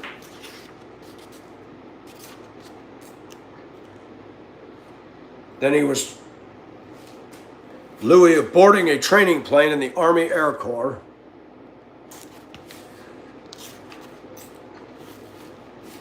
And these are the planes that he flew. Detailed cutaway. And they were heavy and they had problems and they liked to crash a lot. They called it the flying coffin.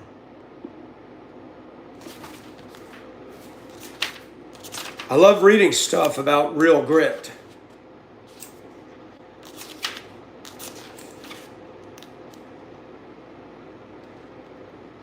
And unhappy, this is one of his friends, unhappy Phil pilots his flying coffin for the first time.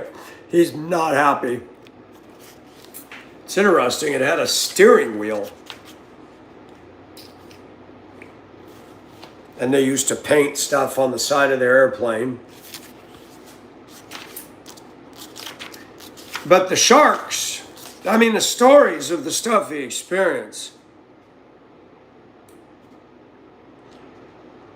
Funafuti the morning after when they bombed the heck out of the place. You know, they took over Midway, Guam, all those islands in the South Pacific.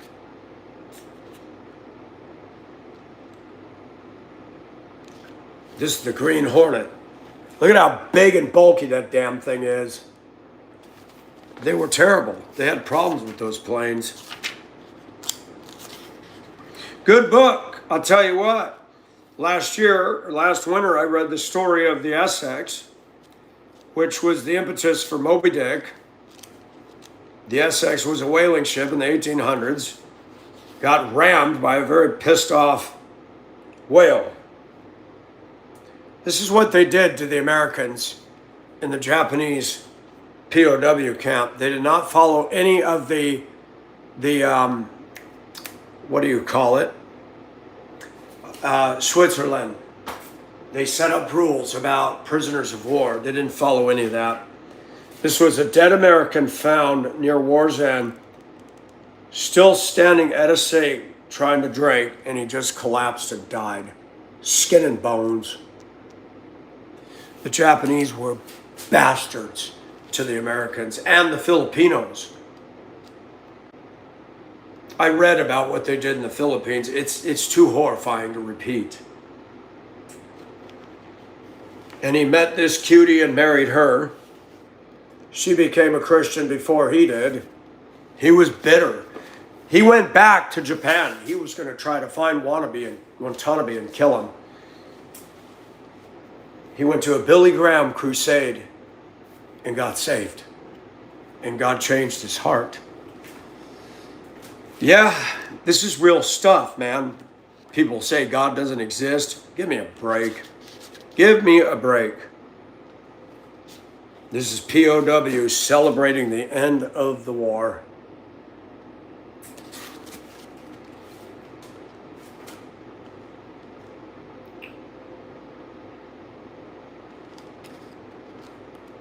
Very sad what Japanese people did. In the Philippines, they set American troops and Filipinos, dumped gas on them and set them on fire as they were doing the Bataan Death March.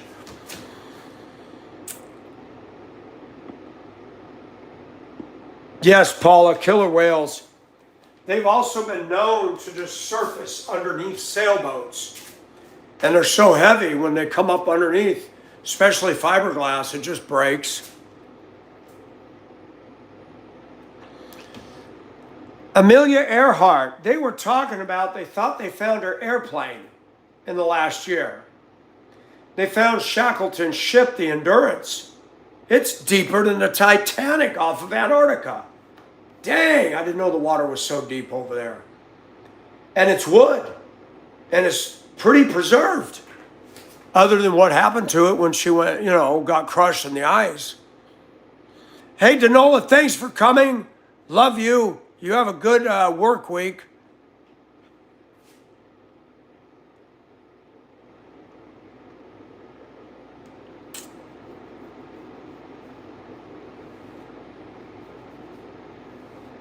Lord Prep, what do you mean by people with tiny hats? What are you saying?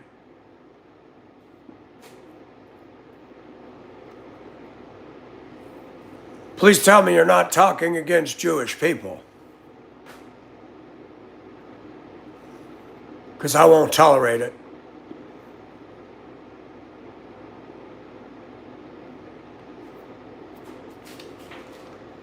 Because I'm thinking of yarmulkes.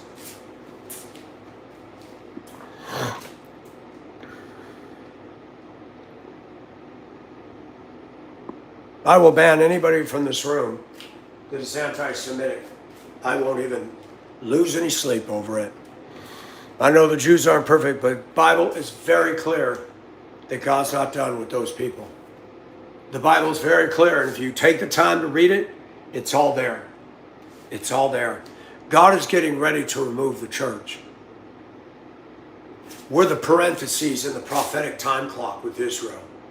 When the Jews cut off the Messiah in Israel, the church age began. Israel's there.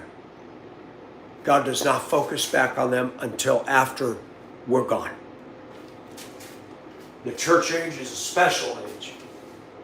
Israel is not the bride of Christ. We are.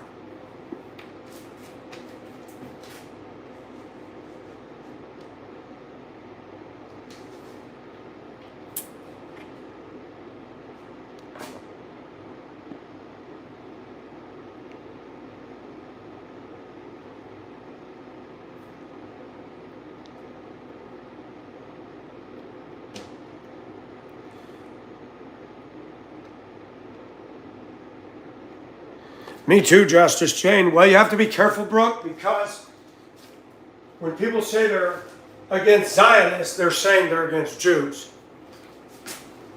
There are people, and I'm going to say it on this channel, that hate the Jews. God has given the Jewish people an uncanny ability to make money. Jewelers and bankers, they're very successful at it, and the world has been jealous ever since.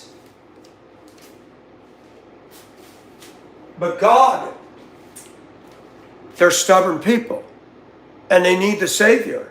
They don't believe the Messiah has come.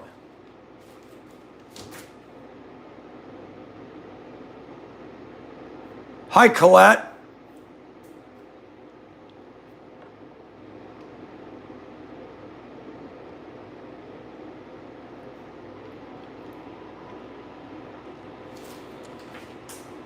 People have a problem with Israel being in their land. Now pay attention to something. We got liberals saying that we stole the land from the natives. But those same liberals don't say that the Palestinians stole the land from the Jews. Because God told them to go into that land and take it. He told them. They were given a God-given mandate to drive out these pagan nations and take possession of it. And they got booted out of there over time. And people argue, well, it was always called the land of Palestine. Yes, it was. But God prepared it for his people. So if you want to argue about real estate, take that up with God. In 1948, after World War II, the UN and the world leaders got together and said the Jews need their own land. And that was all part of the Balfour Declaration that goes way back. Because the world hated them. And I want to say something. Nazi Germany, we did not get involved with Germany because of what they did to the Jews.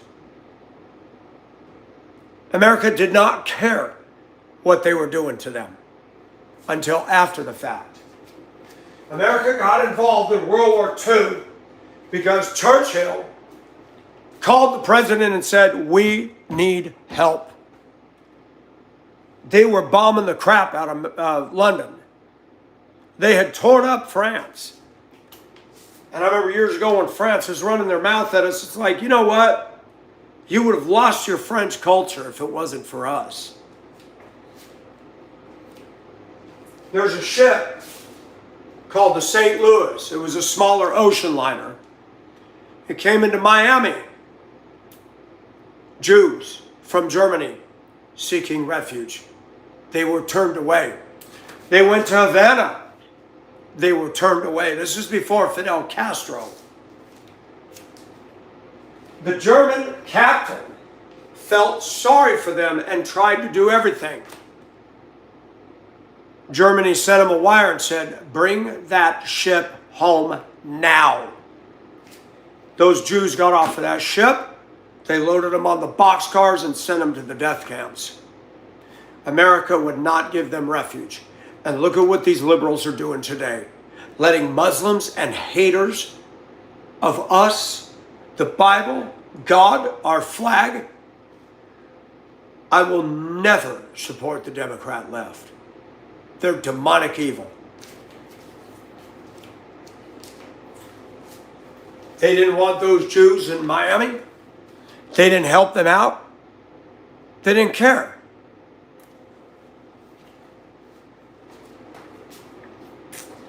Well, Churchill asked the U.S. for help because Germany was doing their blitzkrieg, which is the German word for carpet bombing London. And there was something interesting that happened at that time. They opened up the mental institutions in London and let them all go. They thought, we better just let these people go. We're going to be toast. Several mental patients came out on the streets and saw what was happening. And they were affected by it. And they started helping people. And suddenly, whatever mental issue they had, vaporized. You know why we got a lot of mental problems in this country? Because we're all focused on ourselves. When there's a crisis, you got to survive. We are at a disadvantage because we've had so much comfort. That's why churches are rude. That's why drivers drive like crap. That's why there's no respect, because we haven't had it hard. We're having it hard in a different way. Crime, liberal politics, losing our freedoms little by little. And what we're doing is we're letting the Democratic Party, they will be the next Hitler. When they get in control, they will be the Gestapo. They will take away your guns. They will take away your freedom of speech. Mark my words. Hey, Paula, thanks for coming in. Hey, Paul Green, how are you? Paul Green.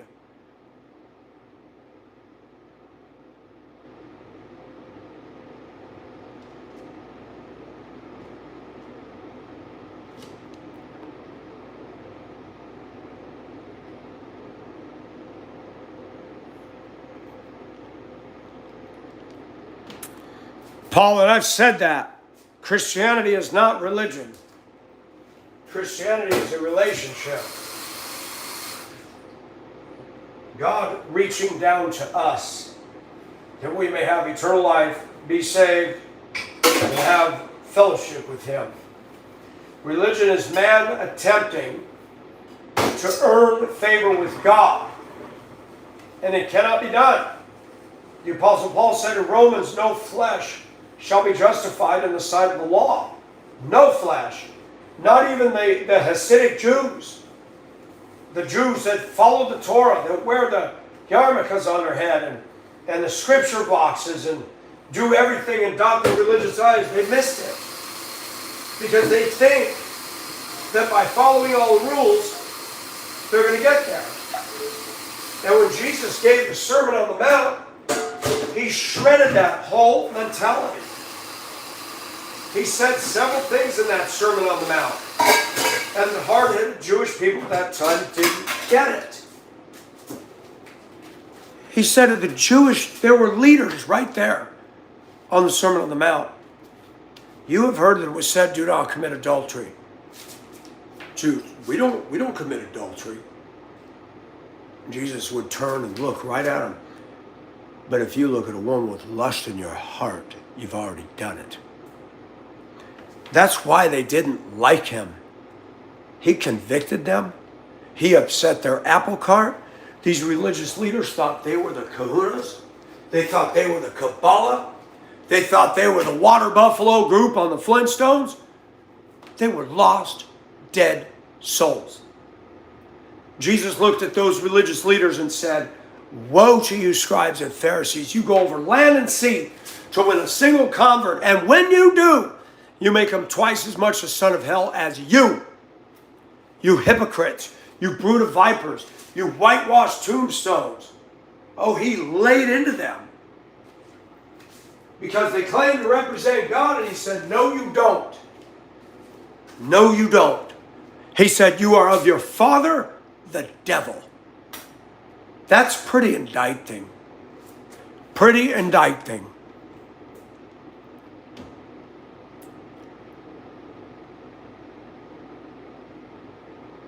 If Jesus, people, even Christians get caught up in this law.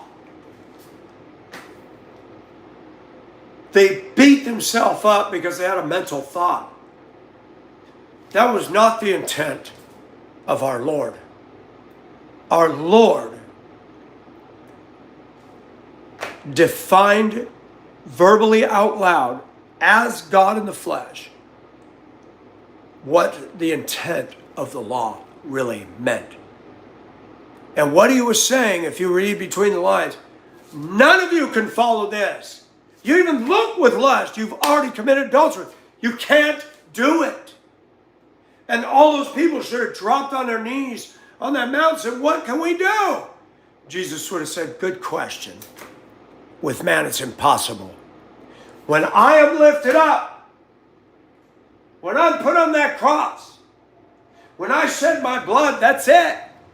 Because I will follow the law to perfection. You can't. You won't. I am, and I will. That's how you get saved. I'm the sacrificial lamb. You don't need to go to the priest in the temple. You come to me. It is finished. The world rejects that. The intellectual world says that that's ridiculous. The Greeks thought it was foolishness. They thought they were wise and philosophers.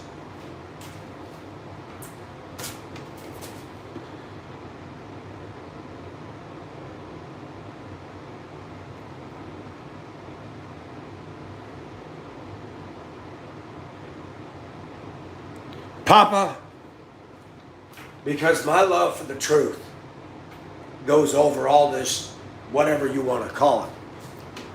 I said in church today, Father, I don't want to work in a warehouse for 10 years. I want to be used by you. And if that means I got to change my clothes, then I'll change my clothes. Because I believe in the power of truth. I believe in it. And I believe that God has made me unique with a unique way of expressing things that the world is not used to, but needs to hear. Hi, Sandra.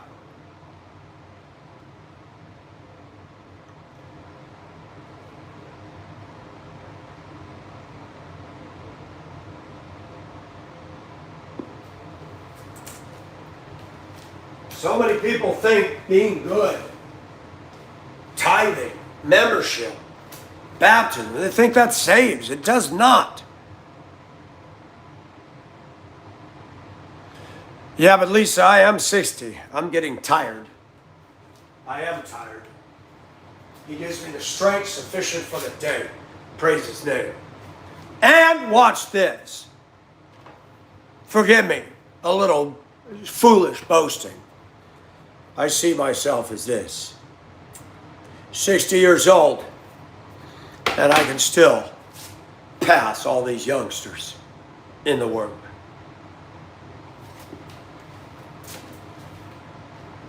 Thank you, Colette.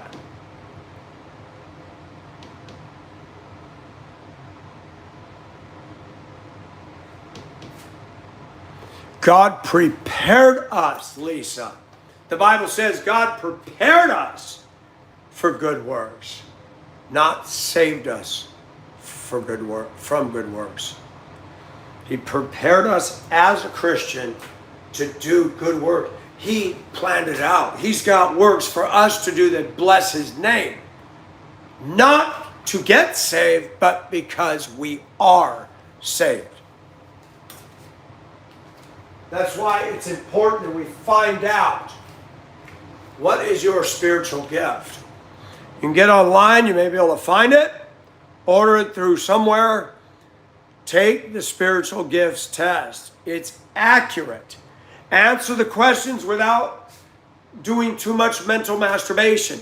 Answer the questions, the first answer that comes to your mind. Tally everything up. Follow the instructions. It should tell you what your spiritual gift is. You got the gift of compassion. You got the gift of giving. Mine is exhortation and prophecy teaching. Can you see it? I didn't make that up. I've taken the test twice. Same thing. Hi, Krebs. You can do this. Whoever put that together had to be moved by God because it's accurate. It asks questions.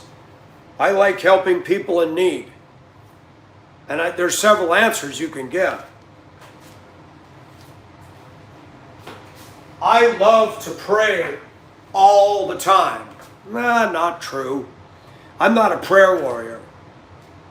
I have a hard time. My knees are bony, and I don't do bony knees kneeling. I'm guilty of praying in motion. I'm like this. I'm going to say it again, and maybe that's wrong. We're all wired different. This is me. We're going. We're on the Atlantic. We don't just stop in the middle of the Atlantic. We're moving. But I'm praying as I'm moving. And I've said, everybody's wired different. For me, God can direct my ship easier when I'm moving than when I'm tied up to the dock. Some of you, you're at a point in your life where God wants you to fight on your knees. Do it. Because I need it.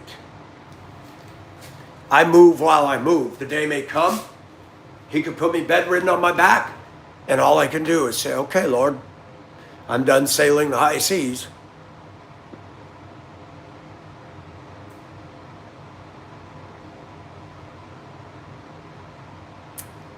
Hello, Melissa.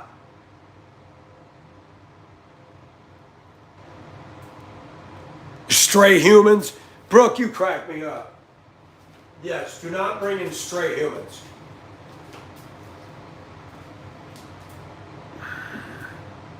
Do you notice women? Do you notice that God gave women something that we don't have? And I call it the ability to be nurturing.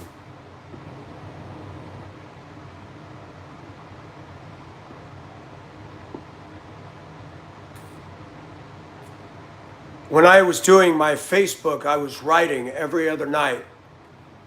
the voyage of the Microo. And I told the story. Sakuri, Rosa, Hermosa, Edith, we're all out on our 70-foot beautiful 1930s sailboat, well constructed, survived the worst storm in the history of maritime. Me, by myself, coming from America. All the ships out in that storm sank. All of them. God kept me alive.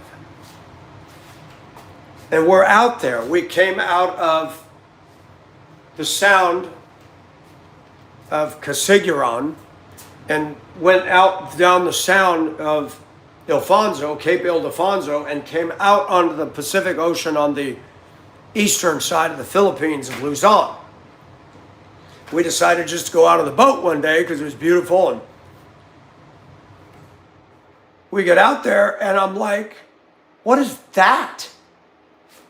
And we're looking, I'm like, no way.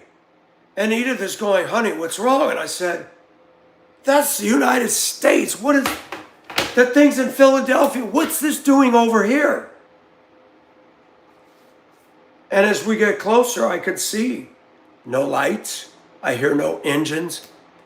Oh my gosh, this thing's drifting. How did this get over here? Edith, grab the wheel. Sail me over that. There's an open door down low. I'm going in. And Sakuri follows me. Sakuri is a muscle-bound, fit, beautiful Japanese woman. She's always with her samurai. And we go up. We find our way to the bridge. And I said, what in the heck?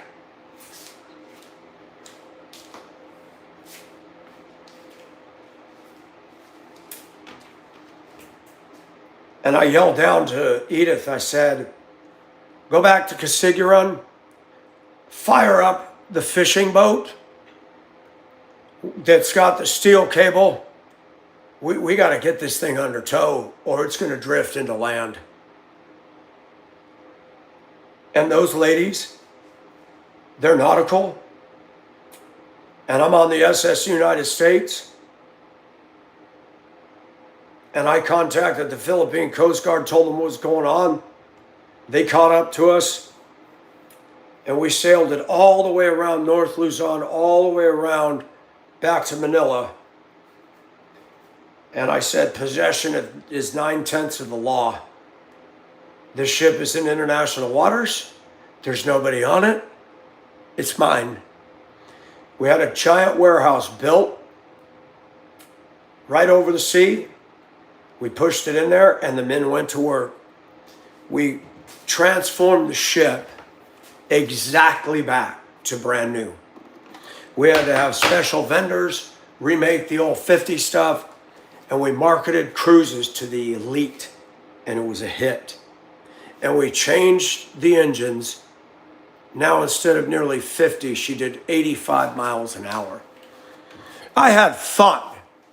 I had fun making up stories. It was fun.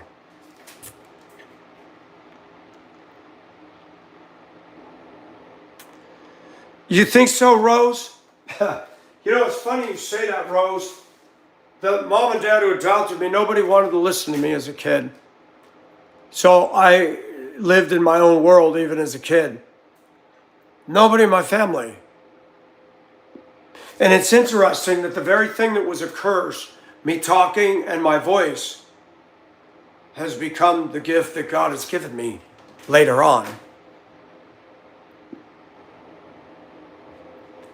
Thank you, Brooke. It was all fanciful, but I tried to make it realistic. I tried to make it that this could happen.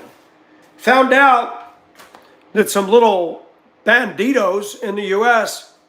had taken acetylene torches and cut the lines off the SS United States, hooked a tugboat, towed it deep out to sea and let her go just to be mean. Well, only God allowed that thing to be directed all the way around the world from the Atlantic all the way to my side of the world, and boy, was that fun.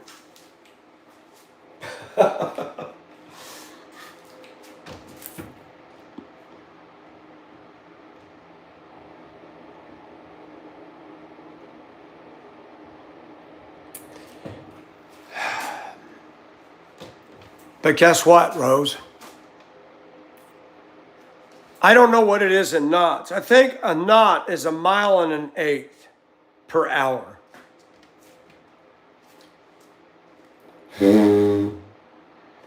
I love ship foghorns.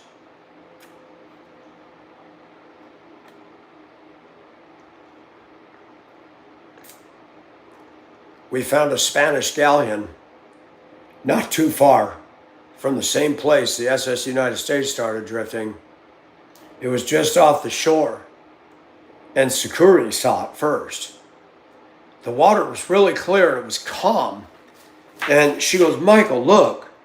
And the sun glinted through the water. It was like, I think it was 60 feet. And I said, that's gold. And we're standing on the micro. I said, Sakuri, do you feel like being a mermaid? She goes, you read my mind. She takes her samurai off and dives. She was an incredible diver at 60. She come back up and she said, look. She goes, Michael, there's a ton of this down there. Really? Oh, tons. And gold bars too. I said, okay. Can't discuss this with anybody. We'll get the boats out tomorrow and start pulling up baskets of stuff. We stripped all the gold. It was ours. You wouldn't believe what the worth was. Every one of us throughout the course of the story became billionaires over and over again and just put the money in the bank. And we didn't do stupid things. We solved crime. We found the Ark of the Covenant. We sailed all the way to Israel, and we found the Ark. That was fun. I mean, I put a little Indiana Jones in it. I heard that, Lisa. That was interesting.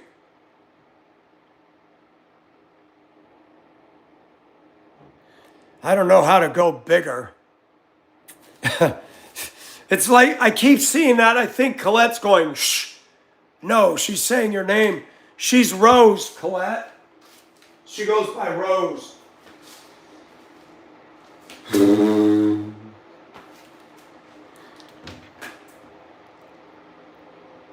My mind, because of my insecurities, an ocean liner has kind of been my salvation. Not spiritually. When I lived in Denver, I hated Denver. I'd get off the bus and I'd walk down the 16th Street Mall to go home because I lived 4 blocks from the 16th Street Mall.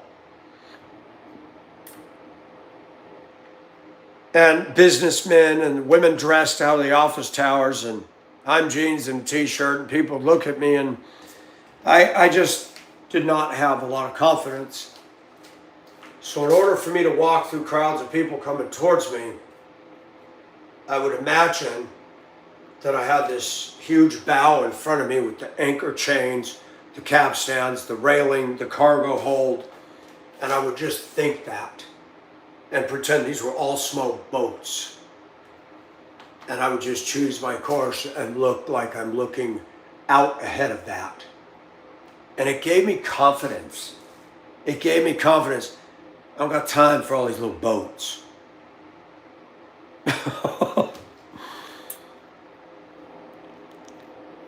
If someone gave me $100K right now, I would, I'd put this house up for sale, see what I could get for it. I'd move somewhere and buy something smaller and cheap. I would go see Colette, if it's not too outrageous. I would like to see a few of you and get redirected. I need an adventure. I need an adventure, and I'd want to do something. I'd never been to New Zealand. I suppose I have to get a visa for that too. I don't think I can just go there on a passport. You know what, Brooke? And that's what we all do. I still struggle with that. And part of it is because I'm nice. I'm not mean like some people are. Rose, what state are you in?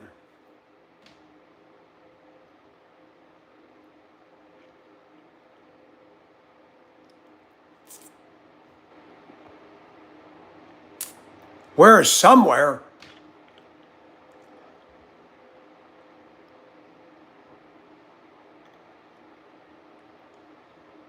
Wow, Brooke, that'd be fun. The Great Lakes, to be on it would be fun. And then we could sing, and I'd like to know if you got the notion. Rock the boat, don't tip the boat over, rock the boat. Oh, that'd be fun. Tina Jones.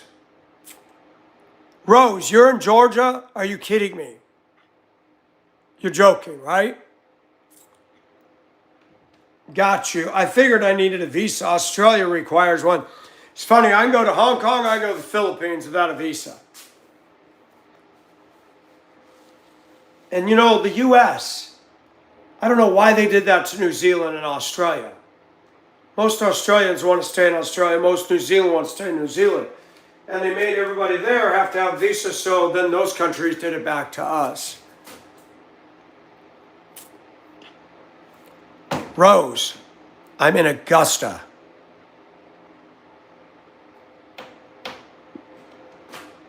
Really? I'm already dancing. That's funny. I mean, my mind is wild. I wish I could just go to New Zealand and pull up in this. Call Colette from the bridge. Type her on Discord. Do you have a phone number? Yeah, how can you call me? Just give me your phone number. I need you to come down to the harbor of this place and look for a giant ocean liner with red, white, and blue smokestacks. I'm waiting for you. I think Colette would go, you got to be kidding me. Wouldn't that be funny? Where's Madison in location to Atlanta? See, this is another thing. People say that people who believe in the Bible aren't intellectual. You want to make a bet? Proverbs says the fear of the Lord is the beginning of wisdom. People that think they're smart and deny God are fools. I don't care how many book degrees you got. I don't care if you went to Ivy League. I don't care if you went to Princeton, Cambridge, Harvard. If you don't know God, you're a clown. Hate to say it that way, but you're a clown. You deny God, you're a clown.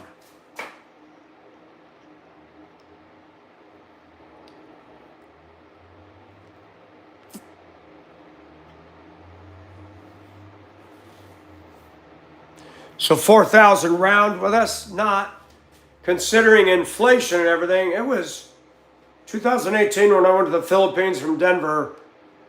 2 weeks there plus the flight was about $3,000. So $1,000 up for the flight. Yeah, I could see that. Your battery went. I wondered where you went. Gee.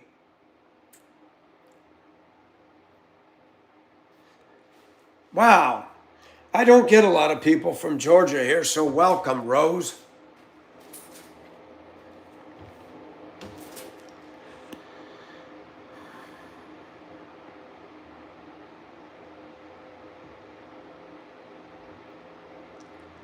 God didn't use a Sharpie.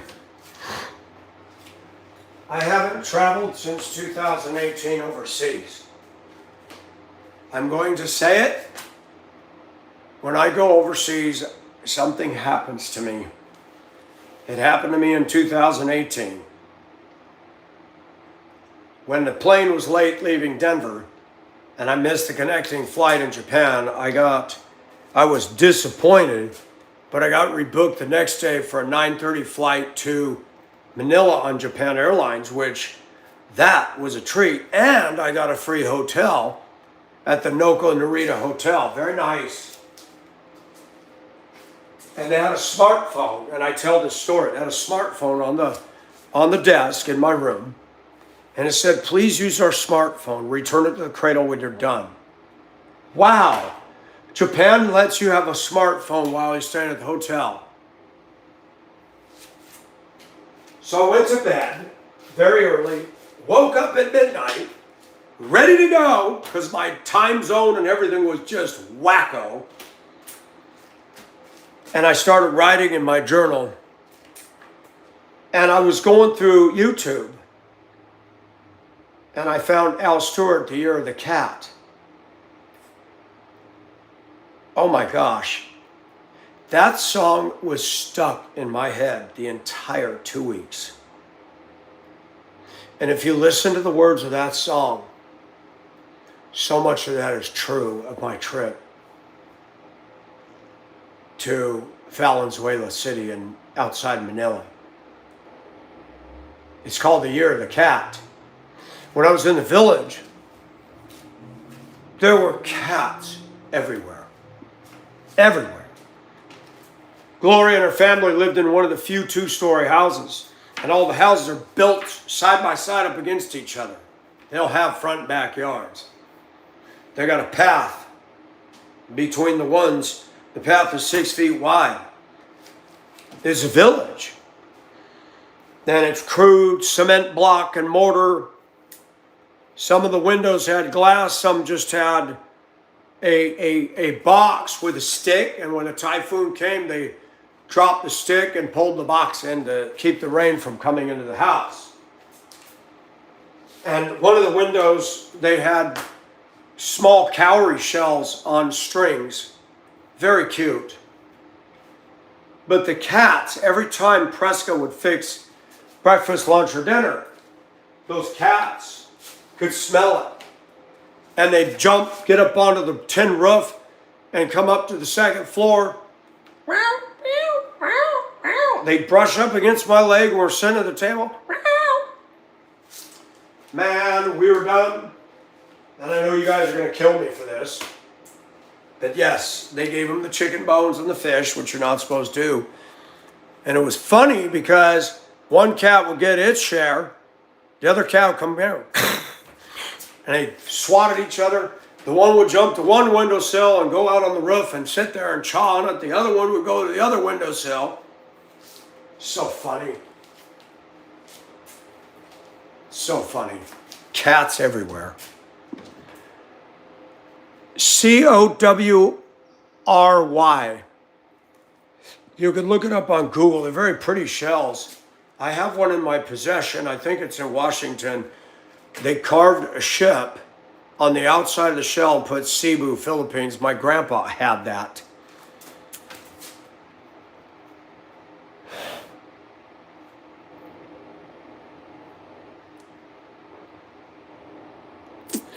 Brookie Cookie. That's cute. Wait, Lisa, did you leave us? Or Brooke? Brooke, are you leaving? Somebody left and I didn't get a chance to say goodbye. I'm so sorry. Brooke, whoever, I hope you have a good night. Yes, cowrie. They got the big ones and then they got the little ones. And I love one of my favorite shells. Hello, Kirstine. Welcome from Scotland. Planet G is Northern Ireland. Colette is New Zealand. We got people. Is Cruella still in the house?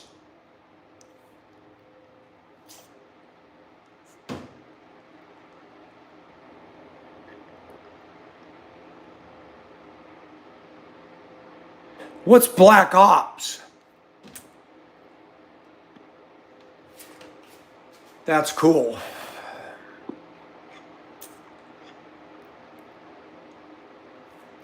Not yet. They said 8. Let me go outside and look what it's doing. Take some of my stuff and put it in the bedroom.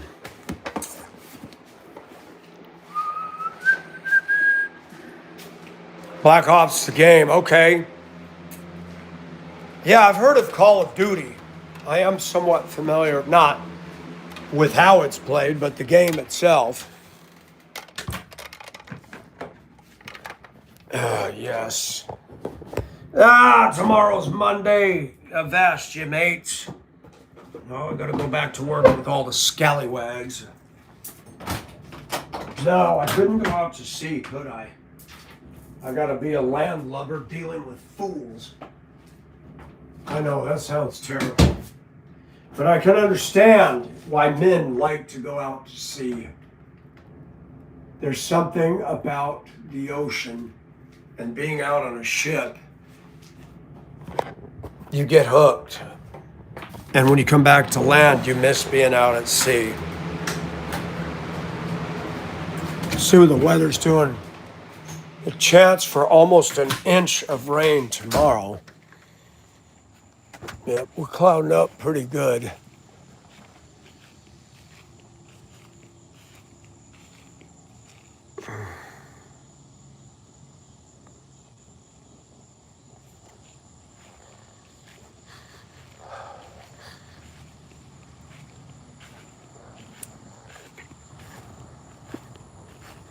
Yes, we do, Rose.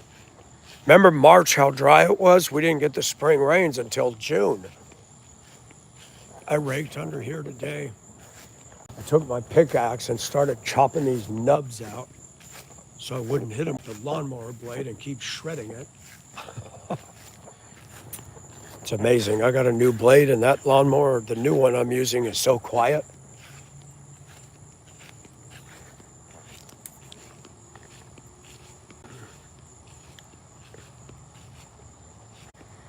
Deadliest Catch, that was good stuff. Then there was that other show where these guys were up in Alaska trying to mine gold. And they would pay a fortune, but they could either make money or not make money. It was fascinating.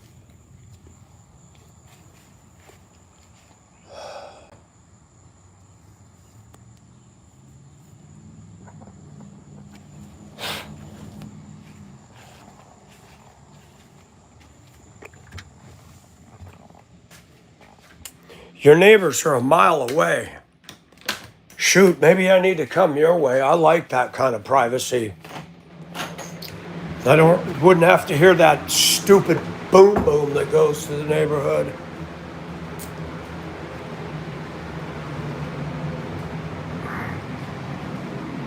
Well, folks, I had better wrap it up and put a bow on it. Get a couple things. My teeth brushed, go to the bathroom, and go to bed. And the bathroom is calling me pretty strong, so. And when you gotta go, you gotta go.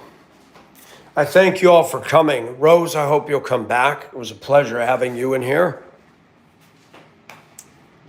Privacy is a good thing.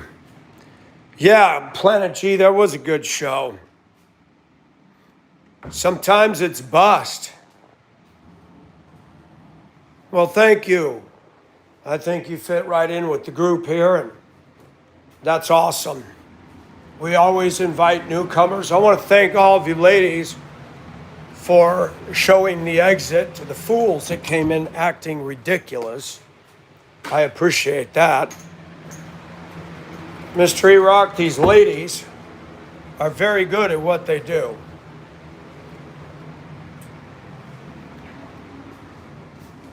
And we made Colette the managing director of the moderators because, well, she's proven herself. Go to the Augusta Golf Club. I don't even golf and I don't even drink, man. I do not drink at all. And I still. Thank you for that, Rose. You know what? And I appreciate it. And that's the way it should be. It should be that way. It should honestly be. You know, if we really care about people, we should have each other's back. And sometimes in our country, it's dog eat dog and everybody out for themselves.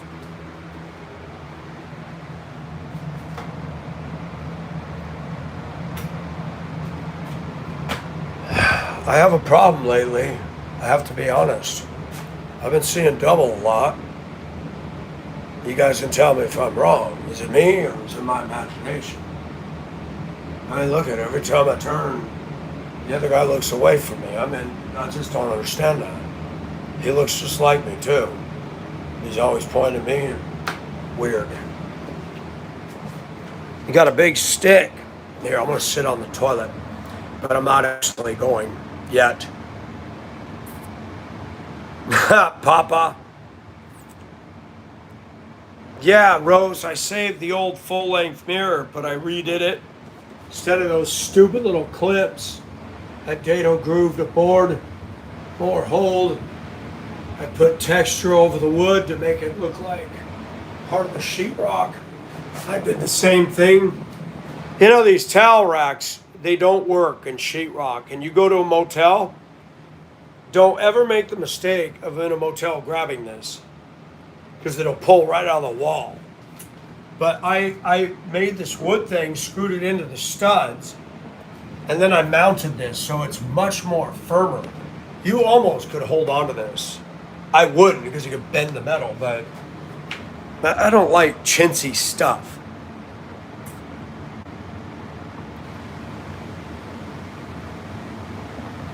Colette, stop selling yourself short. Hello, V-Ray. How are you doing? V-Ray with that beautiful face smiling away. Welcome.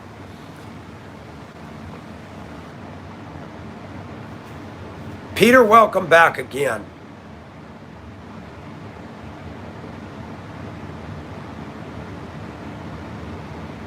How's Amber doing, Mr. E-Rock? What's the situation with her case? Thank you, V-Ray. Thank you for that, and also you. Also you. Thank you for coming. I'm about to sign off because I've been on here for 148 minutes and I got to go to bed. Hello, Mr. Sparky.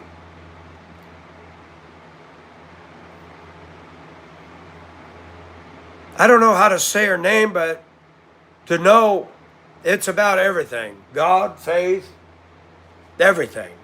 Politics, people, places. This channel's attracting people from, well, all over the world now.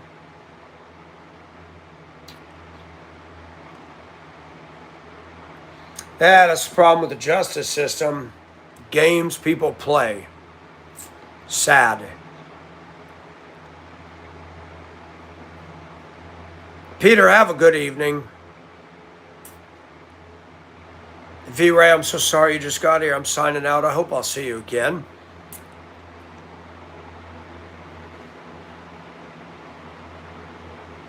Yeah, we talk about everything. Yesterday we were talking about all the venomous stuff that lives in the world.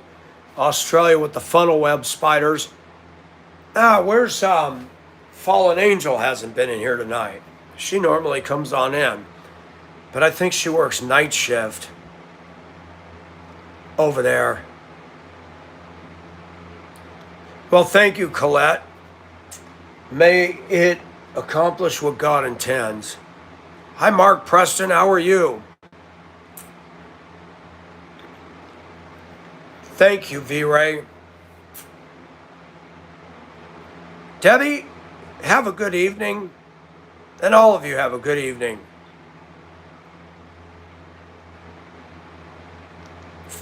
Yeah, I try to hit early mornings and early evenings Eastern Standard Time. I'm on Georgia time.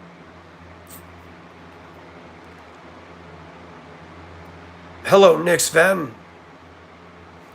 Well, I hate to do this, but I gotta peace out, folks.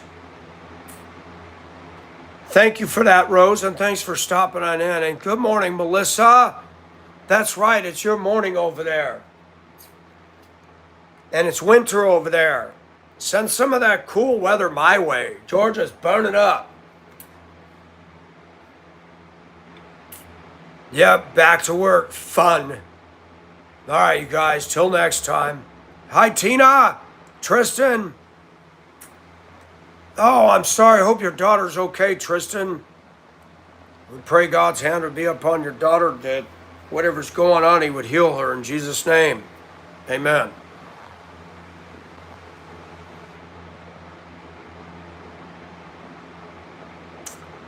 Yes, Colette. I'm actually not going potty because you guys are here, so I gotta go so I can remove my shorts and make a deposit in my porcelain account. That's funny, the loo. I was just talking to Planet G about that. I said, do you guys say loo in Northern Ireland? That's so funny. The Australians call it the biffy. The Titanic called it the water closet. In the US, I just say toilet. Rascalette. The loo, that's funny. All right, guys, till next time, be safe.